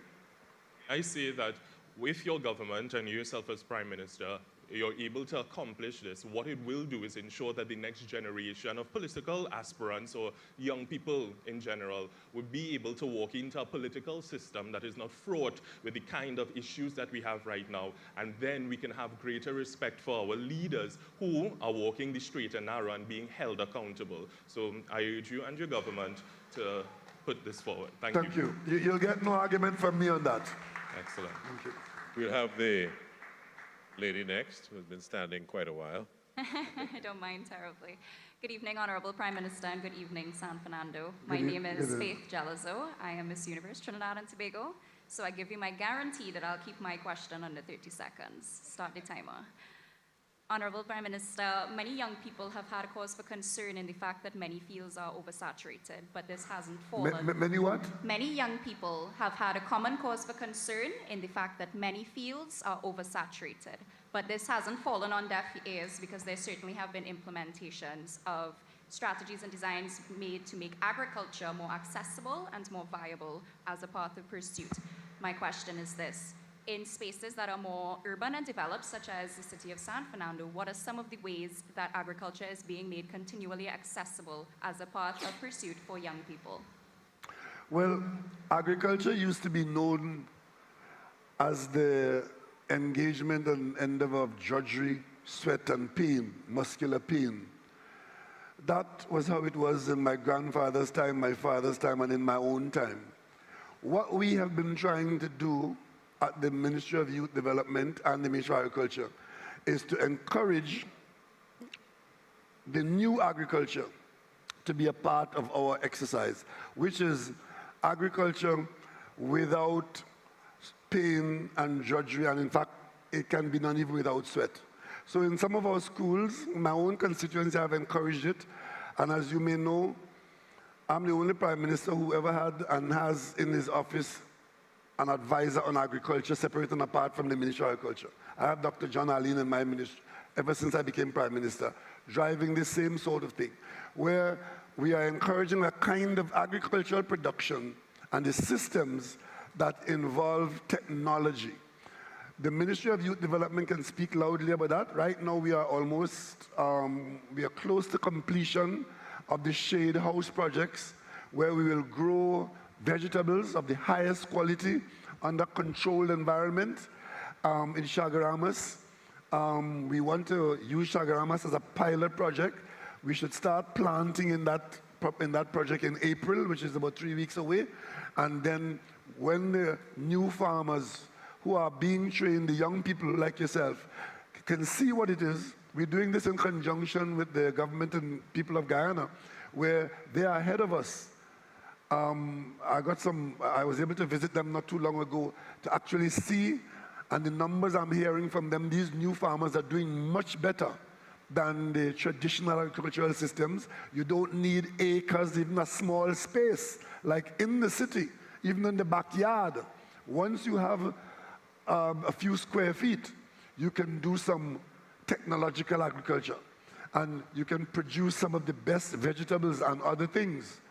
And the market will soon realize that the products are coming from a different kind of endeavor, which is not as painful and hopefully is as financially lucrative as the old agricultural system. So we are engaged in promoting the new systems. And at the next conversation, which should take place in a few weeks' time before the end of the month, I will ask the Minister of Youth Development to speak specifically about this aspect of youth encouragement into the new agriculture. Thank you. Now the next question on this side. Honorable Prime Minister, my name is Derek Smith, and all protocols observed. I am here to give you some good news tonight. I could do with some of that. I think so, Prime Minister. First of all, I'd like to take my hat off to one of the best MPs that San Fernando has ever seen. And under your watch, sir, thank you very much for giving San Fernando the much needed. Who is that? Terrence de Elsing. Right next to him.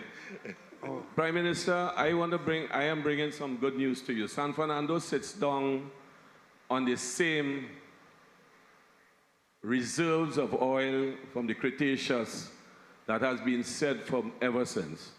I got permission as an ex-president of the Geological Society. Of course, I'm a geologist like yourself, but I'm also a businessman. So I'm telling you that we need to bring this to the fore.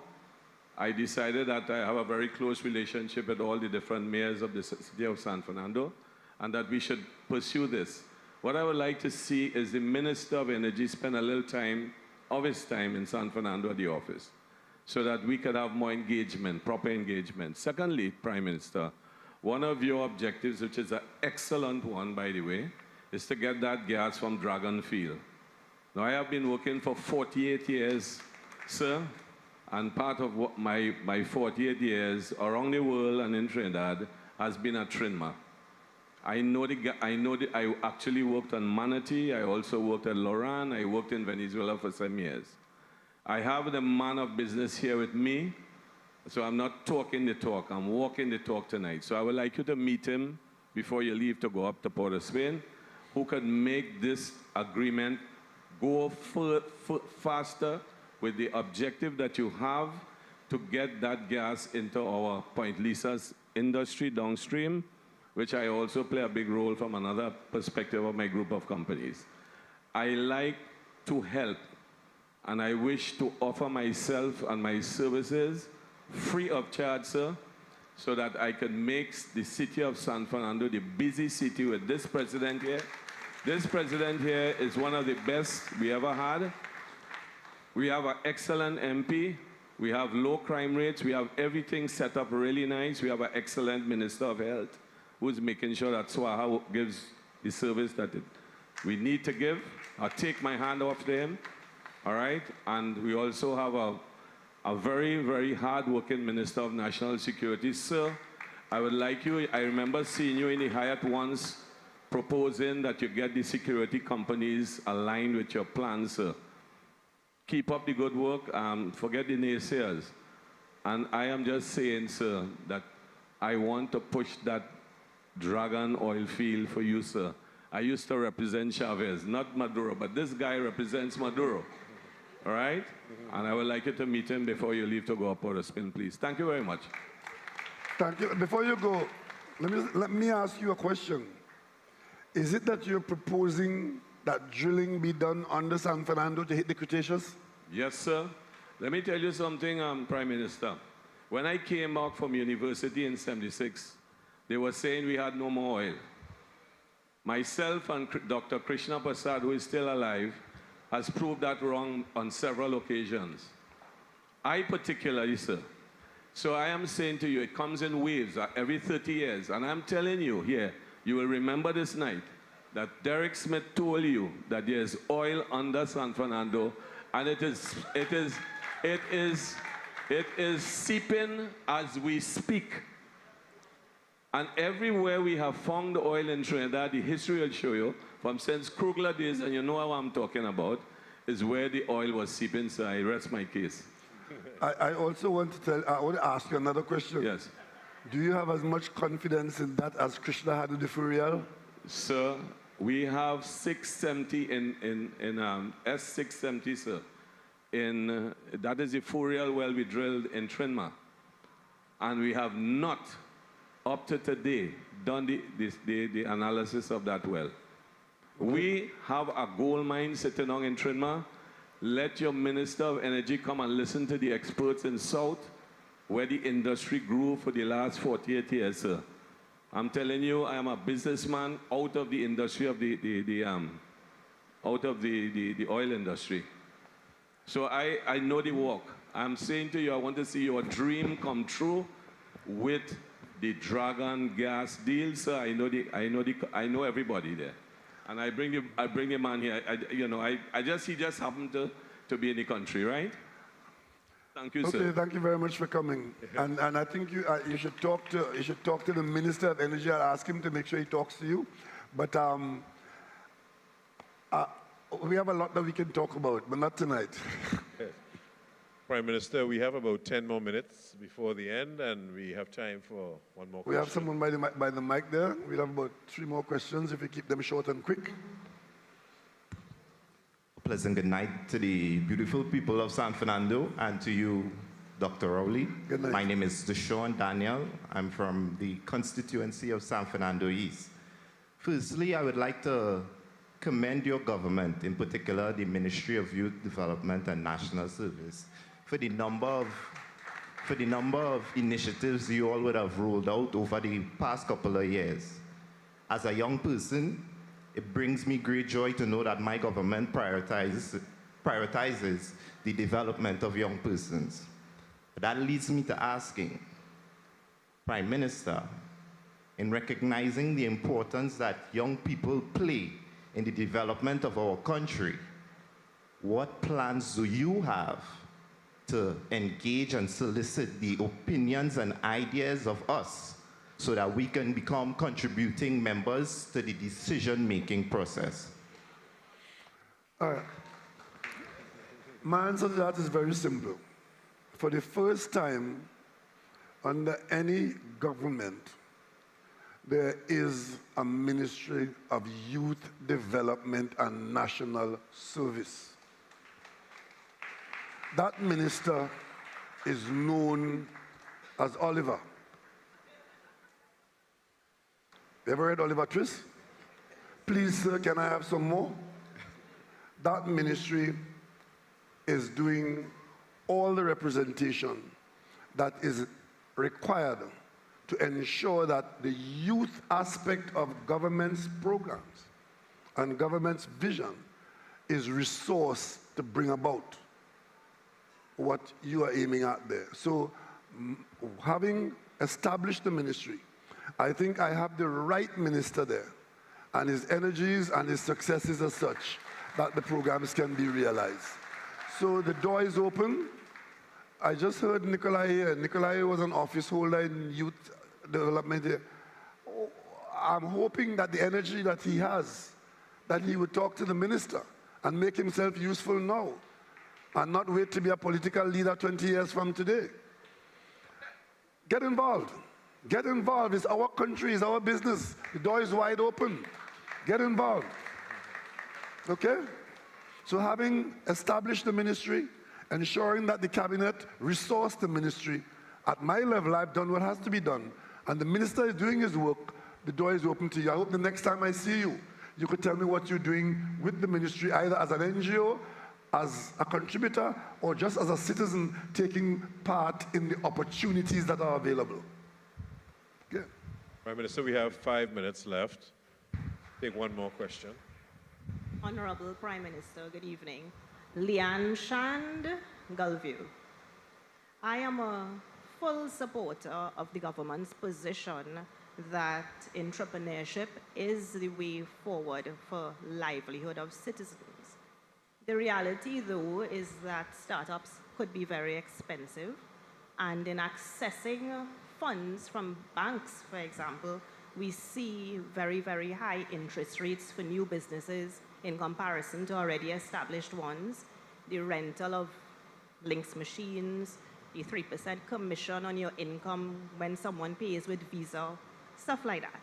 It makes it very difficult for an entrepreneur now coming in to be competitive, very difficult for an entrepreneur to be successful, especially when you are competing against already established businesses. So my question would be if the government could consider negotiating with the banks, similar to what was done in COVID-19, where we could have facilities to assist entrepreneurs to not have this huge burden at the very start of their business. That's the first part. The other part is with International Women's Day on Friday, advocating in a large way for financial independence for women. Would the government consider policy and legislation regarding the equitable award of government contracts to women-owned businesses, as we see in some first world countries and in the Middle East? Thanks for the chance to ask my questions. Those are difficult ones. I'm sure conversation between the people who impact your initiatives in the way you've described and government officials are useful conversations which we could have. But I can't tonight give you a guarantee that those conversations will bear the kinds of fruit that you anticipate. I have had the opportunity as Minister of Housing to try to negotiate banks' interest reduction for low-cost housing. And with the best effort in the world, we could not move the banks to accepting that that is a corporate responsibility in a society, that they will be better off assisting you to grow by giving up a penny now to earn a dollar later on. We would undertake the conversations. I expect that somewhere in there the Minister of Finance may have persuasive powers, so he's here tonight, he would have heard you. The Minister of Trade, you know, is very energetic and very supportive of what you have said. So now that you've raised it in this way, I will talk to them to see whether there's anything we could initiate. But it is usually pushing against a very stiff wall to get people who have their fingers on a stream of revenue to give it up. But I would like to say to corporate Trinidad and Tobago that the assistance to young people or to new entrepreneurs is an assistance to yourself. Because if they grow and become successful, the society is better off and the banking system is better off in a society that is better off. So giving up a little to get a lot later on, to me, is good business.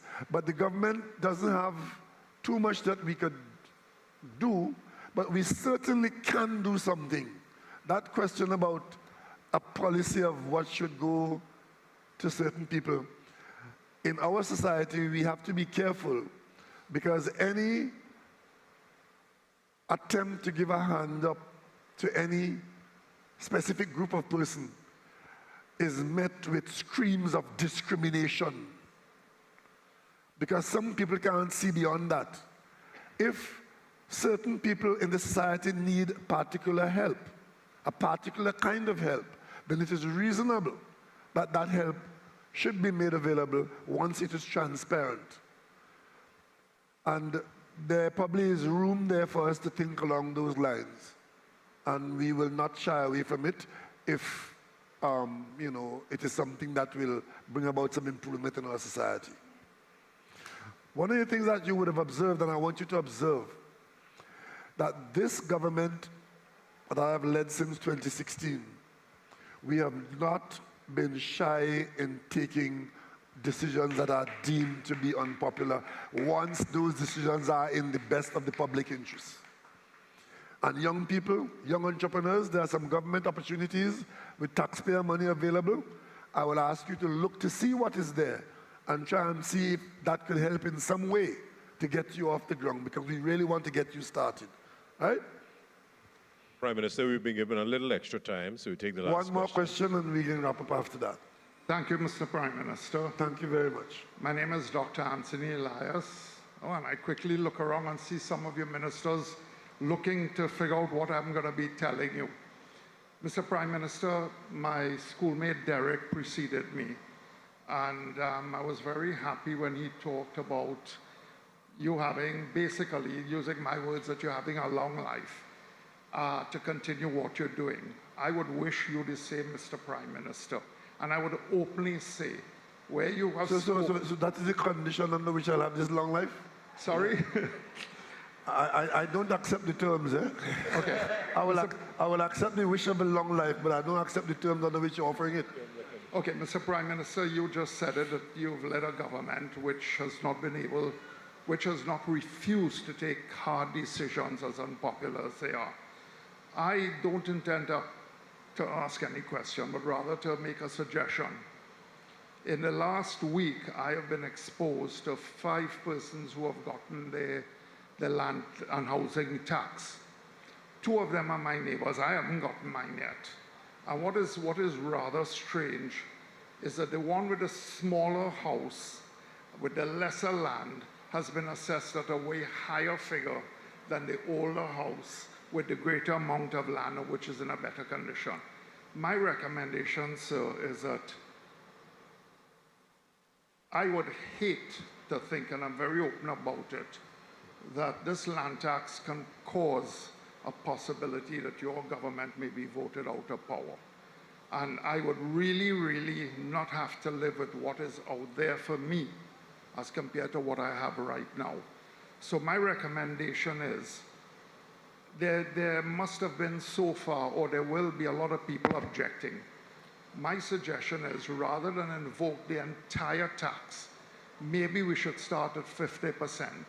Those who object and those who are sorted out with an incremental increase of maybe 10% every year, because it's going to be easier for people to work with that, rather than having to face this brunt one time. In a sense, it was done with gasoline, with fuel. While the rises were a little steep, they were graded in. And you don't have to convince me why you have to put in the tax. I understand, I accept it. I think most people do. But unfortunately, to suddenly have to find yourself paying 6, 7, 8, 9,000, people are not comfortable. So it's just a recommendation that I'd like to make to you to consider. Thank you very much for your recommendation. People of Trinidad and Tobago, I speak to you as an office holder, as a citizen. And all I will ask of you, before you get your anger boiled up, your choice of where you'll put your finger election day and so on, before you do that, let us agree that we would look at it, like other things, with a certain amount of fact, a certain amount of reason, and a certain amount of self-interest. The removal of land and building taxes. This has been going on for how many years, Minister of Finance? Since 2009, right? It is 15 years that a tax that you were required to pay that is on the law books, you have not been asked to pay it. 15 years. I have not heard one person compute how much you have saved and not paid for 15 years.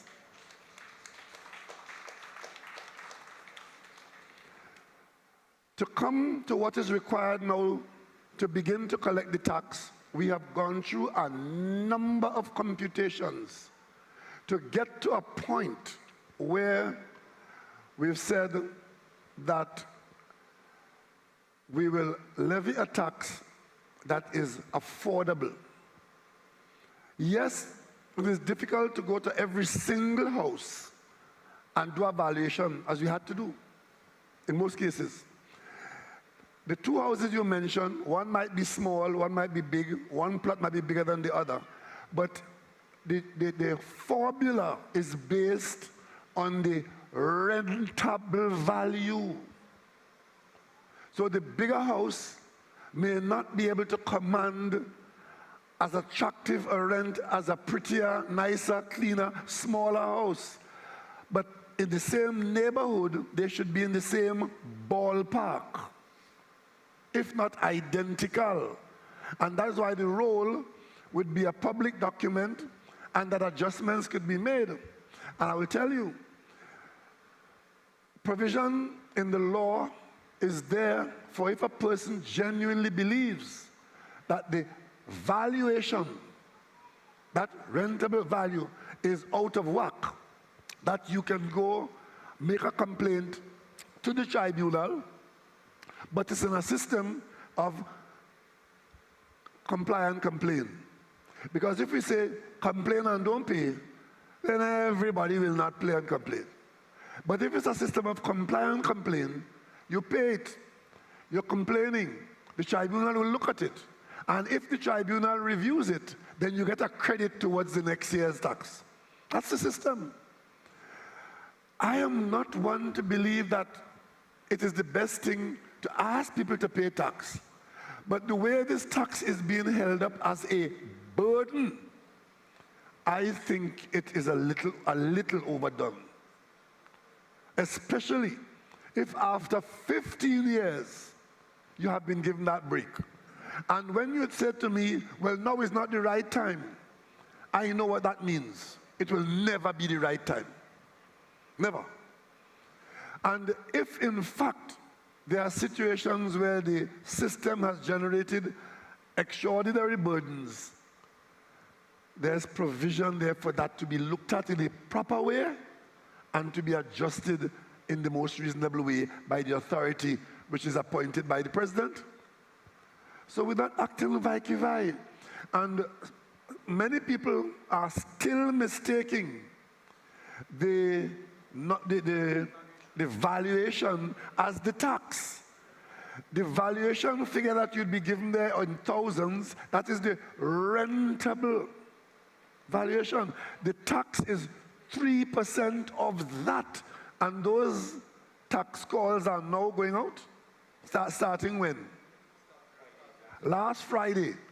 So the actual tax that is required to be paid, given that all the complaints you've been hearing, those would have been complaints about the valuation. Before this attempt to collect at 3%, London building taxes was 7.5%. We don't have time now to go into it because we've gone over it 100 times, but there are some people in our society who are deliberately misrepresenting it. Before, the full value at 7.5% was the tax. We are now saying 3% of the rentable value. So I know nobody likes to pay tax. But if that is the basis on which we will change the government and put it in the hands of other people who will wreck and ruin the country, let it be said that it would have been done with your eyes wide open. Because we have gone out of our way. It is political, a whole election was run on that. We've gone out of our way to say we've reached the point where we can reintroduce the collection of this affordable tax for a particular purpose. If you hear somebody saying that the tax is $9,000 or $25,000, then they have something that attracted that tax. And for the people who are voting, if you don't have no house, you have no tax to pay. And if you have a little house in the corner, your tax is eminently affordable. It's $200 for the year.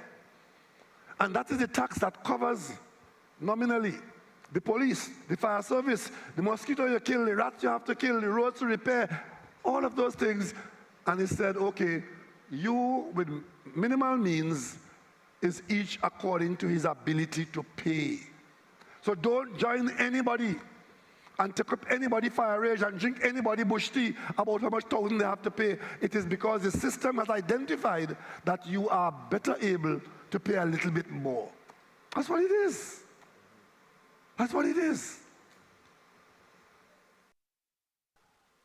I'm telling you finally, the vast majority of voices that you hear attacking property tax in Trinidad and Tobago are voices that have property outside of Trinidad and Tobago.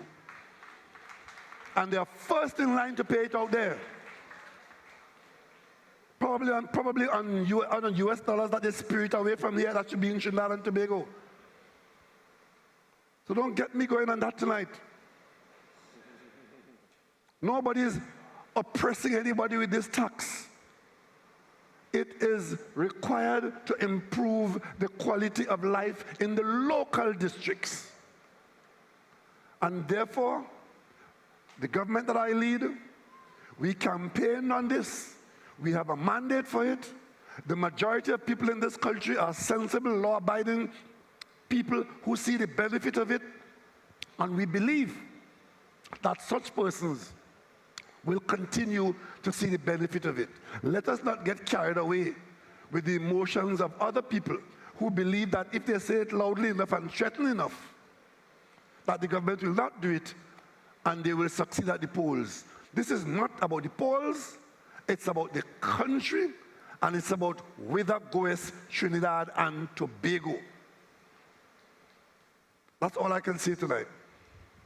If they are inordinate, I'm sure there'll be situations where people will believe that they've been hard done by, but there's provision for it to be reviewed and to be looked at.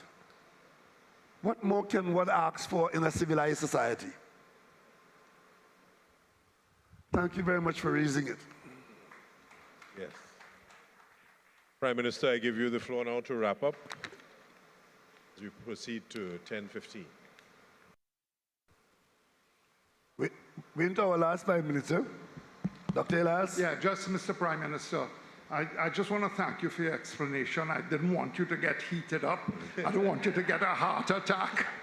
Can't afford that at this stage. No, but the issue here is not, I don't think, well, you'll always have people who don't want to pay tax. But I think the issue is more. I am one of them, eh? Well, I am too, so I haven't even But I know what my responsibility to society is. My concern was just how they came across, because if I can give you an example of a house in St. Joseph Village at $20,000 a month rent. Come on. Well, in that case, if that is deemed to be, because you know there are some houses in the country that are rented like that. But if that is deemed to be an inordinate assessment done by commercial valuers, then all that is required is for it to be reviewed through the tribunal system and let them be the final arbiter.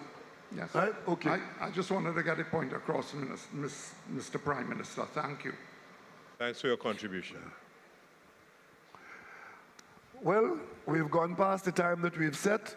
All that's left is for me to thank those of you who are here in front of me, who have made the journey to come and sit here and take part in this exercise. I trust that some things would have been learned tonight, some information would have been gleaned, and that as we go along, we know a bit more about the many issues of our country and not be unidimensional. We know that crime and criminality are up front in many people's agenda. We know that we are all exposed to it, but we simply want to say that there's a whole lot more that we should be concerned about as we fight the crime and the criminality that we face every day. So thank you for coming, and those of you at home or wherever you are who took in the proceedings, I trust that our national conversation, the quality of what we discuss, the facts that we imbibe in a time when misinformation and outright lies are public policy in some areas, that we will focus on the facts to make sure that the decision making is transparent, based on facts, and in the best interest of the wider national community. Thank you very much. Thank you all for coming out. Thank you, Prime Minister. Just a reminder, in case you still have written questions, you can leave them at the Citizens Facilitation Desk. And our conversations with the Prime Minister has now come to an end. I want to thank you, members of the San Fernando community, for your participation. And on behalf of the Office of the Prime Minister, I am your host, Mark Andre Augustus, bidding you good night. For those of you who didn't get the opportunity here or elsewhere, it is my intention to have a few more of these gatherings in different parts of the country. Hopefully we'll have another one before the end of the month, and a few more to give you the opportunity to interact like this. Thank you very much for participating. Thank you.